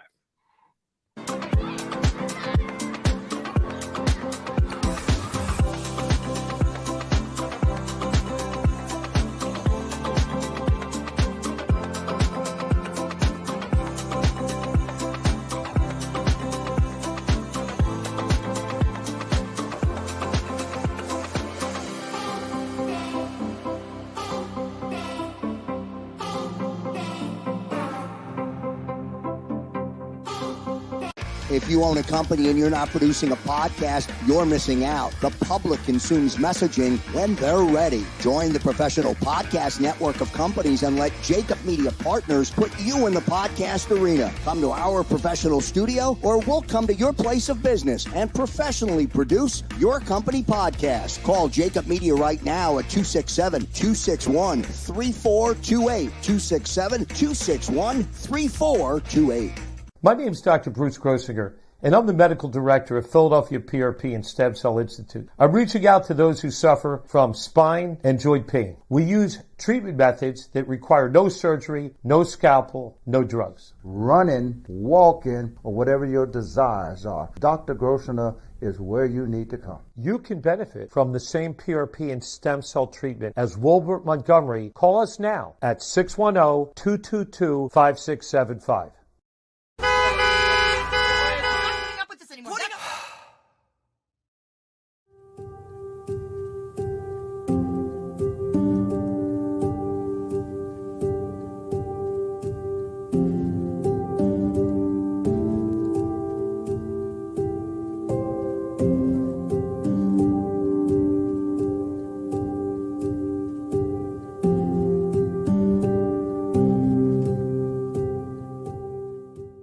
Score and save in southeastern PA and Delaware with Colony Pools this football season, and let the experts close your pool with a custom Merlin safety cover in green for the birds. And if you join our Winter Watch team, we'll give you another 20% off, and Colony Pools will handle it all. Keep your tiles on your pool, not in your pool. Fly with Colony right now, Birds fans. Visit flywithcolony.com.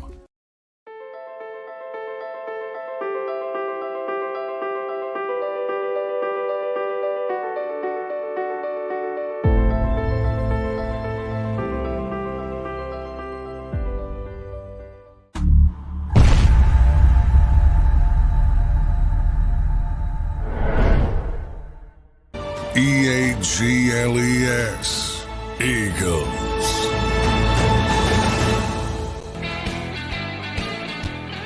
Birds 365, Mac and Mac joined by Chris Franklin, again indoors. Are you back at the work newsroom, or where are you at today? What the heck is that? What is this that? Is the indoor right office. Shoulder. Right shoulder.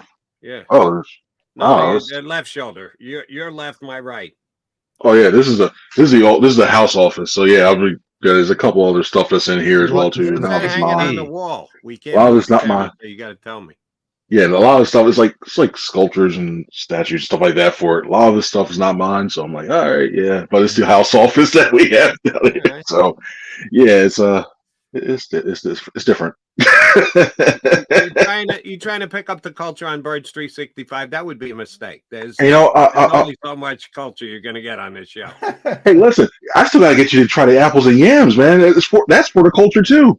No. I haven't forgot about that from last year. I haven't forgot. I got to find a way to get you to it. That's for the culture too. I'm not gonna. Speaking of, I'm 1 o'clock game, Chris. I'm excited, man. You have no idea. Scrambled eggs. I'm thrilled. I just like the fact I get home before like 8 o'clock, like probably 8 o'clock. I'm loving that part of it, and it feels like it's a true football Sunday because there's so many times we're just being disconjointed going from Monday nights to Sunday, Thursday nights. It's been awful. You get an ugly Sunday, then you're right back on Thursday, then you got a longer week on Monday, then you got a short week this week. It's crazy. It's been crazy. Yeah. I'll bring that up because we were talking about that. I don't know, with James Bradbury yesterday, the lack of structure during the week. Bradbury's a very structured guy. How he handled it, we were asking him. It's not a big deal, but the Eagles are so good that they have a lot of these primetime games. They have a lot of, and everybody's got the short week, but only once. But the fact that it's herky-jerky every week, they handle this stuff pretty well. That's got to be a feather in their cap. Yeah, because a lot of these players and even some coaches are creatures of habit. They're so used to the structure. They're so used to knowing, hey, I know at this time I'm going to be doing this thing at this place. And when you're become a good team like the Eagles were last year, everybody wants to have you on their networks to try to draw in viewers. And we know how Eagles fans like to go ahead and watch this team. So, yeah, throwing them in on all these different ways for it can be really tough for some players and adjustments. And if anything, I think for Eagles, I think they're happy that a lot of these this weird quirk in the schedule where you went from 425 to Thursday and everything else happened earlier, because if say this was in the middle where they're trying to go for a 1 seed, you got all this stuff in the middle of the season, you already got used to things going. I think it could have gone differently.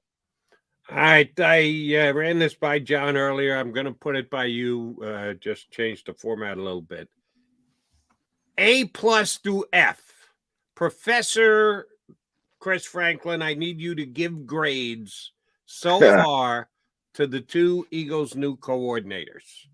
From A+ to F, what would you grade Sean Desai at? What would you grade Brian Johnson at? Offensively, I give Brian Johnson a B- for the fact that I look at the run game and I look at the way that he stuck to it and they had success with it, and not try to force the pass down. The passing the offense, that's why if this team passing offense was really humming right now, I'd probably be like a A- whatever, but there's still a lot of issues that have to be worked out when it comes to that. But I look at that rushing offense and the way they're able to salt games away with like 9-minute drives and basically assert their will against teams like that.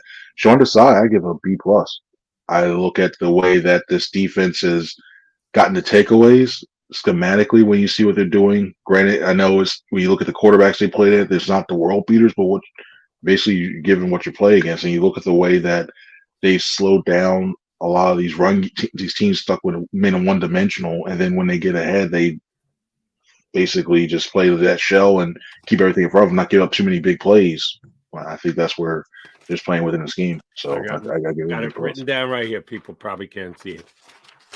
B+ for Sean Desai, B- for the offense quarter Brian Johnson. Exact. Yeah, poor Brian. I give him both a 23. I give them both a B+ at this point. I think they've both been really solid, but I give Sean the advantage because of expectations. The offense was supposed to be good. There was a lot more questions on the defensive side, 5 new starters and all that. So I give him a slight edge. But I don't think Brian's getting enough credit. Yeah, the passing game hasn't clicked, obviously, Chris. But I mean, if it did, what would they be at? 650 yards a game? I mean, what they're getting 475 yards a game.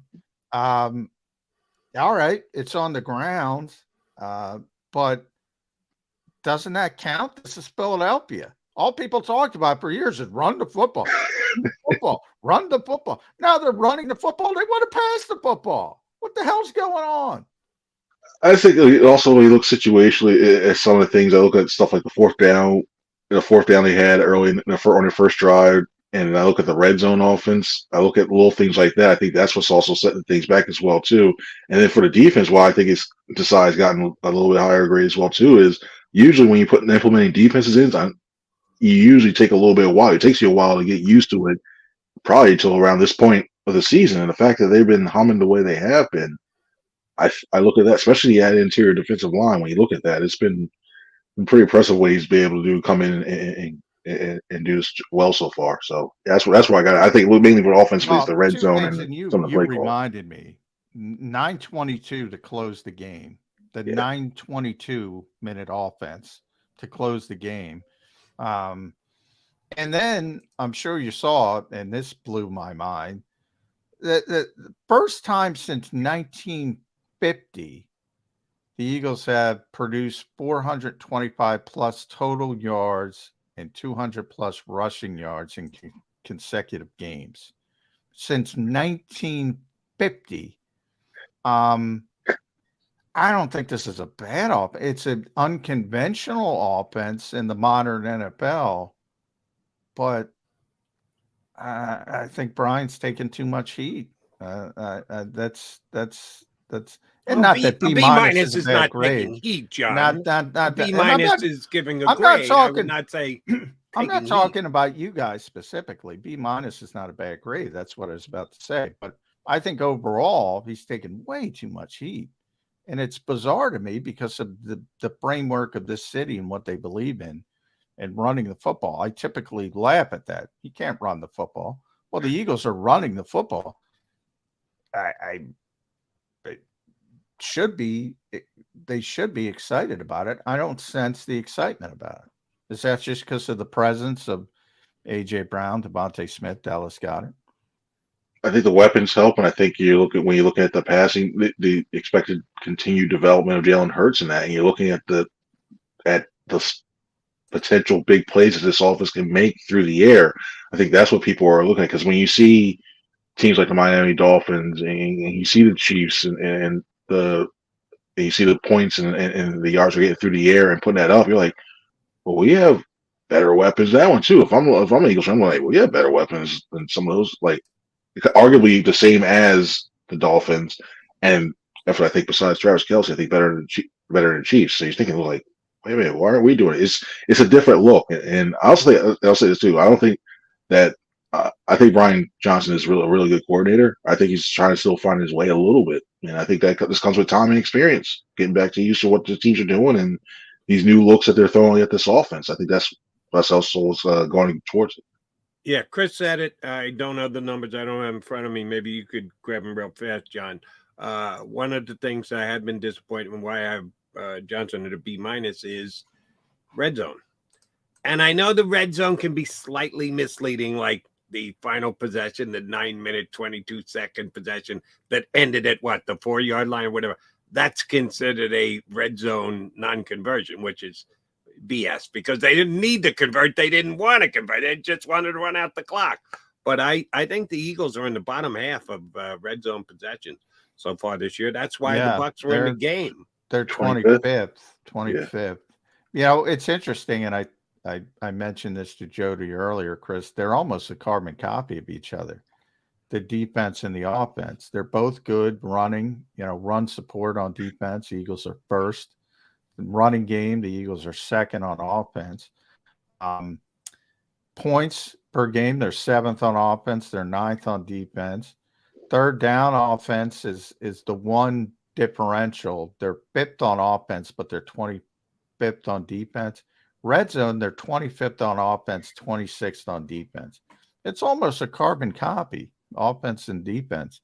But that red zone, I talked to Nick about that because Mike McDaniel's been all the rage in the NFL. Nobody has ever used more motion than the Miami Dolphins. And the Eagles don't use any motion. I mean, they just don't like motion. Is that where we should be looking at the coaching staff? And that's more of a Nick Sirianni thing. They do not believe in motion. I think motion is a good indicator for me. I think it's a good indicator to what the coverage is going to be. But usually when you're in that deep red zone, you pretty much know what is going to happen in there. Like it's rare you see a lot of teams use a lot of zone in that aspect because, it's a lot of quick passes in there. You want to play a lot of man. So I don't see that. I mean, would it be nice to see a little bit more? Yeah. I mean, it's just to throw the looks off. Even if you know the formation, you show the formation before, and you just have somebody on the other side just say, hey, look at this. Oh, wait. You just move them across the field just to give them a different look and just run the same run play. Something like that. Okay, yeah, but I think a lot of the indicators I think sometimes when you run it just to run it, just looking like sometimes Walt is like, okay, then you may put somebody out of position. I know it has to be, and that does go back still to coaching. So I'm not too much worried about how much motion or the lack thereof of the motion so far, but I think it's going to be one of those things where you're going to have to throw a variant in here somewhere, and I'm trying to find the reason I say this is like a 3-year thing now. I mean, Nick doesn't use motion. He doesn't like it. And when you see McDaniel creating these matchups with all this motion, and you say, well, Eagles fans look at Miami. Why can't we be Miami? Is that why you can't be Miami? Because they're not doing that kind of stuff. Well, I also think when you look at Miami too, I think they have more speed on the outside too. So when you use that motion, you get the threat of possibly doing a jet sweep or anything else like that for it to gain advantage on the edge too. So I think they use that as part of their packages, because especially when if you say like Tyreek Hill or when Salty Joe Waddle going across and you don't know which way, you got to go on the fly with his speed and try to adjust his defense quickly, I think that works for them. I think when you look at the Eagles, you don't have that burner. Quez Watkins is like pretty much your only burner that you have. So you got more AJ, who's like a more possession type receiver, and you got Devontae, who's like a route running technician, stuff like that. For it, I don't see the burning speed that you have that throws that threat that really throw the defense in. Like, oh wow, they're really running fast across the middle of the field. I don't know what's going to happen. So I think it's part of his personnel too, that they don't use as much motion when it comes to that. All right, Chris Franklin, I need a little crystal ball action from you for the game this upcoming Sunday against the. Oh no, I put it back. I got to dust it off now. I threw it away because it's crap. It's been crap lately. So I'm giving you a chance to dust it off and give it another shot. Touches for DeAndre Swift and Kenny Gainwell this week. What do you think the numbers are? I think if they run the ball, like I think they will, I think it's only 34, 35. I want to give DeAndre Swift 20. Kenny gets 12 with a couple passes mixed in. I think Boston gets a couple late too. I think DeAndre Swift has earned it, but they really will still like Kenny Gainwell a lot. So it's back and forth. We're back to 1A and 1B again. I think DeAndre Swift has shown that he can be the bell cow in this offense, I think, but you still have to take account his injury history. So you need to go ahead and throw Kenny in there a little bit too, and still very early in the season. You don't want to burn this guy out given that, his injury history. So you want to see him for later on, especially because, you want him in the playoffs and you don't want him worn down by then. So I think you'll still see a lot of Kenny early on. Maybe you get him out space. Maybe maybe you use a screen pass and just try to circumvent the Commanders' defensive line. But yeah, I think DeAndre Swift still want to get the bulk of the carries when it comes. All right, let me run this by you then. I think we've done it with you. I know I've done it with John Plenty and other guests that we've had. My theory of there will be a day this year where an Eagles running back is held out of the game because of load management, that they are healthy. And that they been doing that lot of load management for Rashad Penny thus far. Yeah. That's not quite the load management I'm referring to. But I'll go so far as I'm going to give you the week, okay, Franklin? Okay, I want to hear this one, yeah.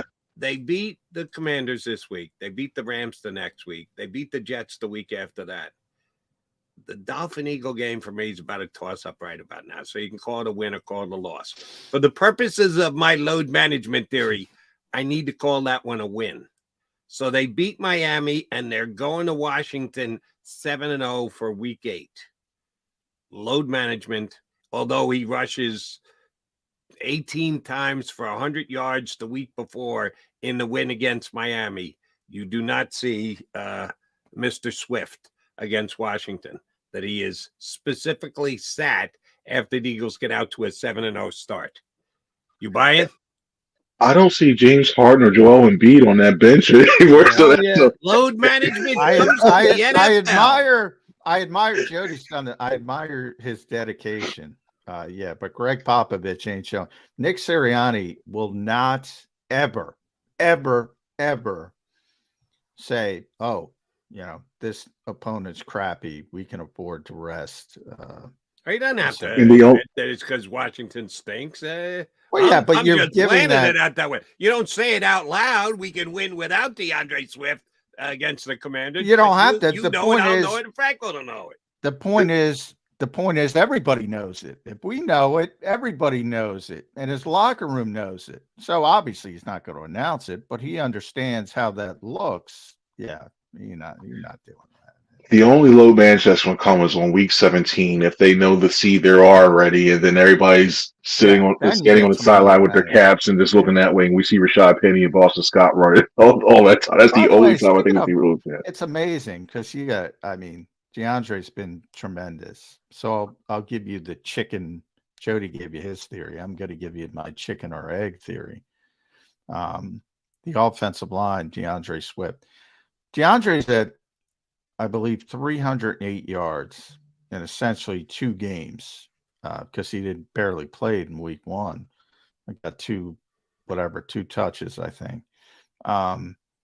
His career high in rushing is 617 yards. He's halfway there, in 2 games. He had a good offensive line in Detroit. He's got a great offensive line here. Is it DeAndre Swift, the chicken, or is it the offensive line, the egg? Can I make it a half scrambled egg, half runny concoction that it is on there? It's a symbiote. To me, I really believe when you look at the running back offensive line, it's a symbiotic relationship. You need they work in concert. I think you're seeing more success out of the rush offense this year as opposed to last year because you're not getting a lot of dancing in the backfield trying to decide which hole, and you're getting somebody who's decisive and looking at finding the right hole, reading it, and running upfield. I'm not, because I need you. I got to get you off the fence. If you put DeAndre Swift behind the Minnesota offensive line and the Tampa Bay offensive line, and you put Alexander Madison, he's hurt by then, and Rashad White behind the Eagles offensive line, how does it work out? Oh yeah, what's the name?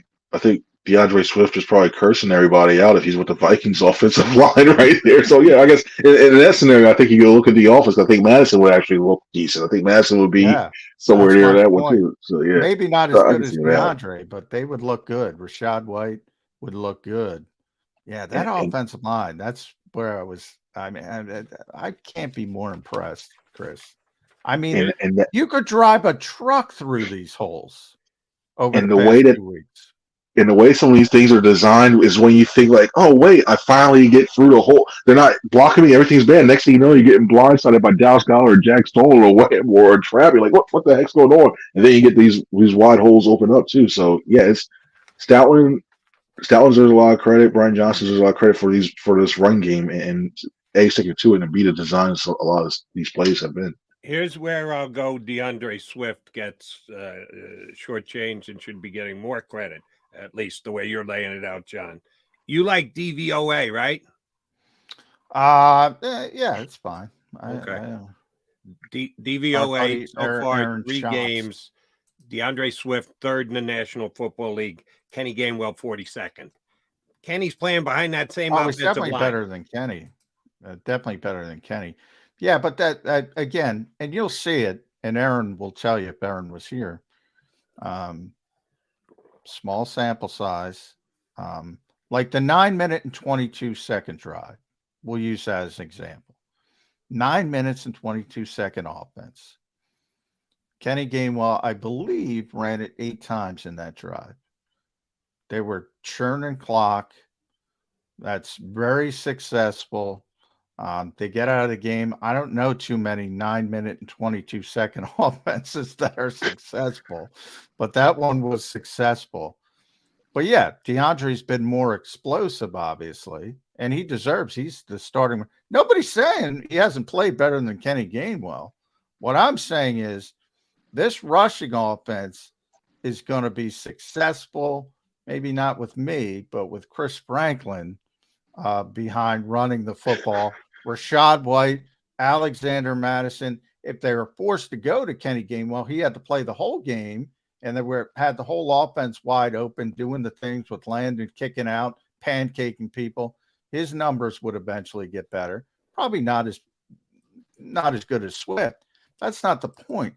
The point is this offensive line can make and Jalen Hurts is a part of that as well, even though he hasn't gotten going in the running game because he manipulates the spacing and all that kind of stuff. This offensive line is something else, is my point. Yeah, only time I'm running is going to be a QB sneak, so I can't run around that edge or run the zone read anymore, man. I'm done. Done. Yeah. And by the way, Jalen Hurts, is it just the opposing defenses? And Dallas Goedert talked about it yesterday, the exotic looks, and they expect that to slow down against Washington, more familiar. Is it just the looks they've been getting? Because he's been penned up in the running game. He has. Yeah, I really do, because it's like they're mushing around are around those edges too. So when you're trying to declare like who's the read guy, who's not, it's hard to tell because you got one guy coming on the outside, and then just before him, you got another guy sneaking on the other side. So when you think, okay, it's right to pull the ball, next thing you know, you see a defender on the other side too. They're throwing a lot of different mixes on those edges, and I think that's really not making him as effective as he was in the last couple of years running that play. And that's why I think, circling back to the other thing, that's why I think it's going to be more important that he really starts to continue this passing offense too. Because if you're taking that part away from him, we know the tush push is going to be there, but if you're taking that part of his game away, that's why I think you have to become a more of an effective passer, because you start doing that more and more. They can't keep bringing these extra guys or start mushing a little bit. They got to worry about dropping back into coverage now. So, yeah, their teams are playing them definitely different. With Washington, I wouldn't be surprised if they take some of those concepts. They mostly stick with their base defense, but maybe take a couple of those concepts, say on first and second down, and try to incorporate them here and there, mix up their looks a little bit too. All right, I went hot take on you guys with my load management stance, which I've been floating for at least 6 weeks now, so I'm not moving off it. And the only thing I need to slightly adjust was I thought that Rashad Penny was the most likely candidate because even though DeAndre Swift has an injury history, Rashad Penny's got this much further in injury history. So I've had to kind of change my focus to DeAndre, and him being as good as he is does make it easier to project a load management day. Chris Franklin, you want to jump on the Britton Covey gets a touchdown bandwagon this week? Come on, he's having this great year as a punt returner, actually gets to the house. Either as you get points if he catches a touchdown pass, because as of right now, he's wide receiver 4, unless Quez comes back, which we don't know is going to happen. So, and are you willing to wager on a Britton Covey touchdown this week? I think you got to get 25, 30 to 1, John, at least, right? Yeah, I got to check my wagering website. It's never had one, touchdown. so. I say I'm going to error side saying no, because I think it's going to be one of those things where I won't say it's going to be recency. Had him hanging, Franklin. You don't. I want to say off recency, because I think he's been one of the better punt returns since this season and heading back to the end of last season. I think it's going to be one of those things where. Yeah. So they're going to directly kick it away or kick it high enough where he's going to force the fair catch, because I'm very sure Washington saw what happened on that 50-plus yard return that he had on Monday night. So maybe they hang it up just a little bit longer until. I'm saying, you know why I'm saying no? Tress Way. The one advantage Washington has in this game, they got a really good punter, really good. So he not only kicks. You know what happens when you get a really good punter? Every once in a while, guy out kicks his coverage. That happened on the 50-yard return that Covey got this past week. That's factored into my really good punter thing. I'm not saying he's just kicking it far. He's kicking it high, and he knows how to punt. And that means directionally. That means hanging it up. That means kicking it far. He's an all-pro level punter, Tressway, and has been an all-pro in the past. Nobody cares about punters, but yeah, Jake Camarda's got a big leg. He was just booming it as far as he could and gave Britton a bunch of space. Tressway is savvy. He's gonna give his coverage people a chance. So I'm gonna go not this week for Britton. Maybe next week. If he gets in this week, guess what? Here's a hot take. He's gonna be as a receiver. Chris Franklin. That's what I thought, because he gets any score. It's any time score. It doesn't have to be punt. It can be receiver. Yeah. Yeah, I think that happens. The only way that happens is if the Eagles are up big and they decide to throw it. They only got 4 stinking receivers if Quez can't play. Somebody sprains an ankle, he's got to play. That's how it happens. Even then they'd go to 12 personnel, but sometimes they'd have to put them out there. I can't log into my stupid thing. Why can't I get into my wagering app? I need this number. I'm going to get this number before it comes out, and I'm going to split the bet with you. We got to at C. Franklin. No, you don't get anything. You said no. I know, John. No, too. The hell with you. Neither one of you get any of my wagers. We're running out of time. I got to get Chris's plugs in at C. Franklin News, NJ.com. Make sure you listen to typically post game. You had a tough time. You had to go to Miami. Oh my gosh. before getting back. You got stuck there. I got stuck in Chicago. Ed got stuck in Orlando.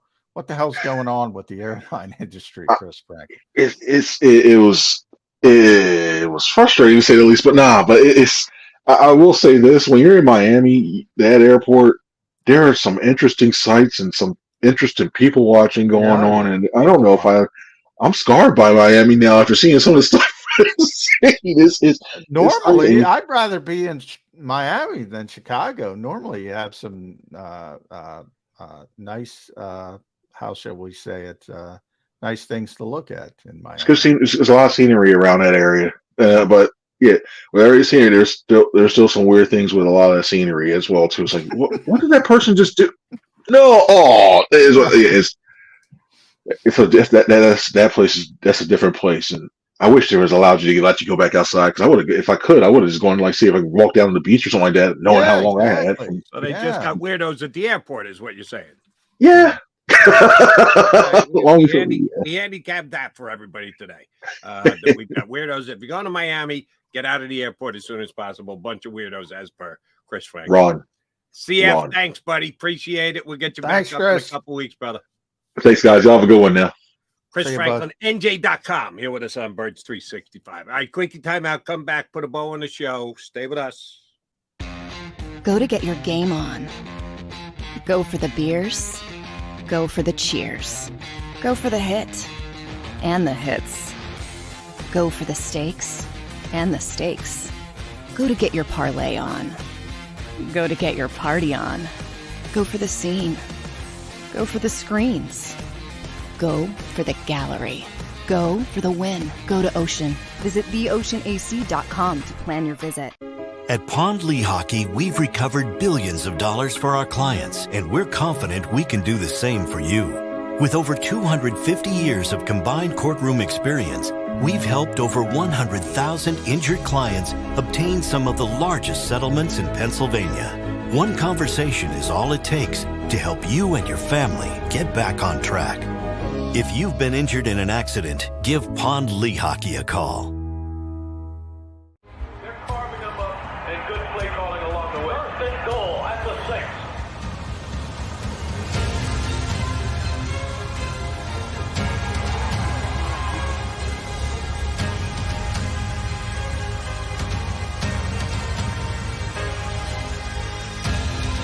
On the field of life, First Trust Bank is there for you. Champions on 3. 1, 2, 3. Because Philadelphia dreams deserve a Philadelphia bank.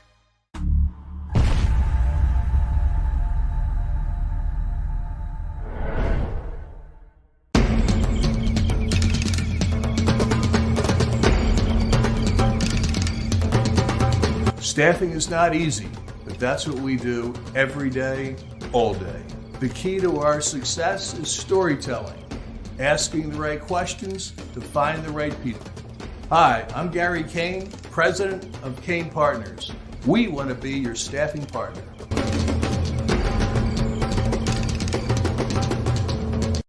Since 1977, it's always been about you, the community, at Rafferty Subaru. And through the Subaru Love Promise, we prove we care by supporting charities like So Good Now. So Good Now helps kids in under-resourced areas by connecting them with student athletes to serve as mentors. We remove barriers so athletes can help youth in the corners of our communities where light and love are needed most. When you choose Rafferty Subaru, you help organizations like So Good Now. It's all about you at Rafferty Subaru. Do you stream on a Roku, Fire Stick, Google TV, or Apple TV? Now you can watch 6ABC 24/7 with the 6ABC Philadelphia streaming app. For the big story on Action News, Search 6ABC Philadelphia and start streaming today. EAGLES, Eagles.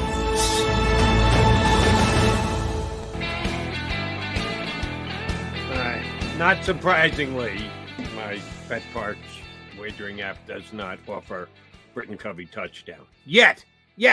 It's early. They might put up more names and more possibilities and more potential bets before the game rolls around on Sunday. I am holding out hope that I'm getting 50-1 on a Britton Covey touchdown, and I'm ready to go for it no matter how good the Washington punter is.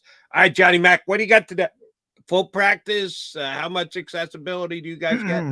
Yeah, full practice, coordinator day, locker room, the whole shebang today. Biggest day of the week because it was a Monday night game, so Wednesday got pushed back to Thursday. All this quirky schedule stuff I was talking about with James Bradbury yesterday. But the Eagles have handled it well to date. I think they will continue to handle it well because they basically lean on their talent, which is why I said Howie Roseman.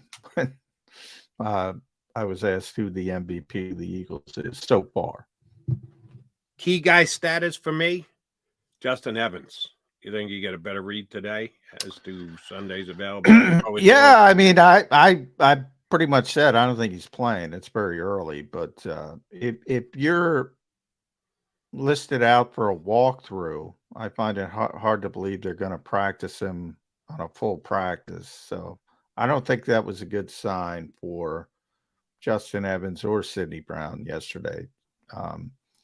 A lot of more uncertainty. As Ed said, we talked to Sidney Brown. I don't think it's a long-term issue, but it's a short week. It might be an issue this week. Justin, we don't know what is going on with Justin. Could be bad, could not be bad, but no injured reserve, so that's good to this point. That indicates it's not really serious, but again, they had a walkthrough yesterday, so if you're not doing much, and then to say turn around and say he's not going to practice in a walkthrough, but he's going to practice in a real practice, typically it doesn't happen. Johnny Mac will be at practice today, and then he'll be back here with me tomorrow. You good to go, Manana? Yeah, I plan on it. I don't know if I'll be good, but I'll be going. He will be ready to rock and roll with me. The Mac and Mac guys, Birds 365, coming back in 2 and 2. You've been listening to Birds 365, the destination for the passionate Eagles football fan who bleeds green. If it's Eagles football, we're talking about it. Debate, inside the locker room, and guests that are some of the greatest football minds from around the region. We hope you enjoyed the show. We know we had a blast. Make sure to like, comment, and subscribe, and we'll be back soon. But in the meantime, hook up with us on social media at JAKIB Sports. See you next time on Birds 365.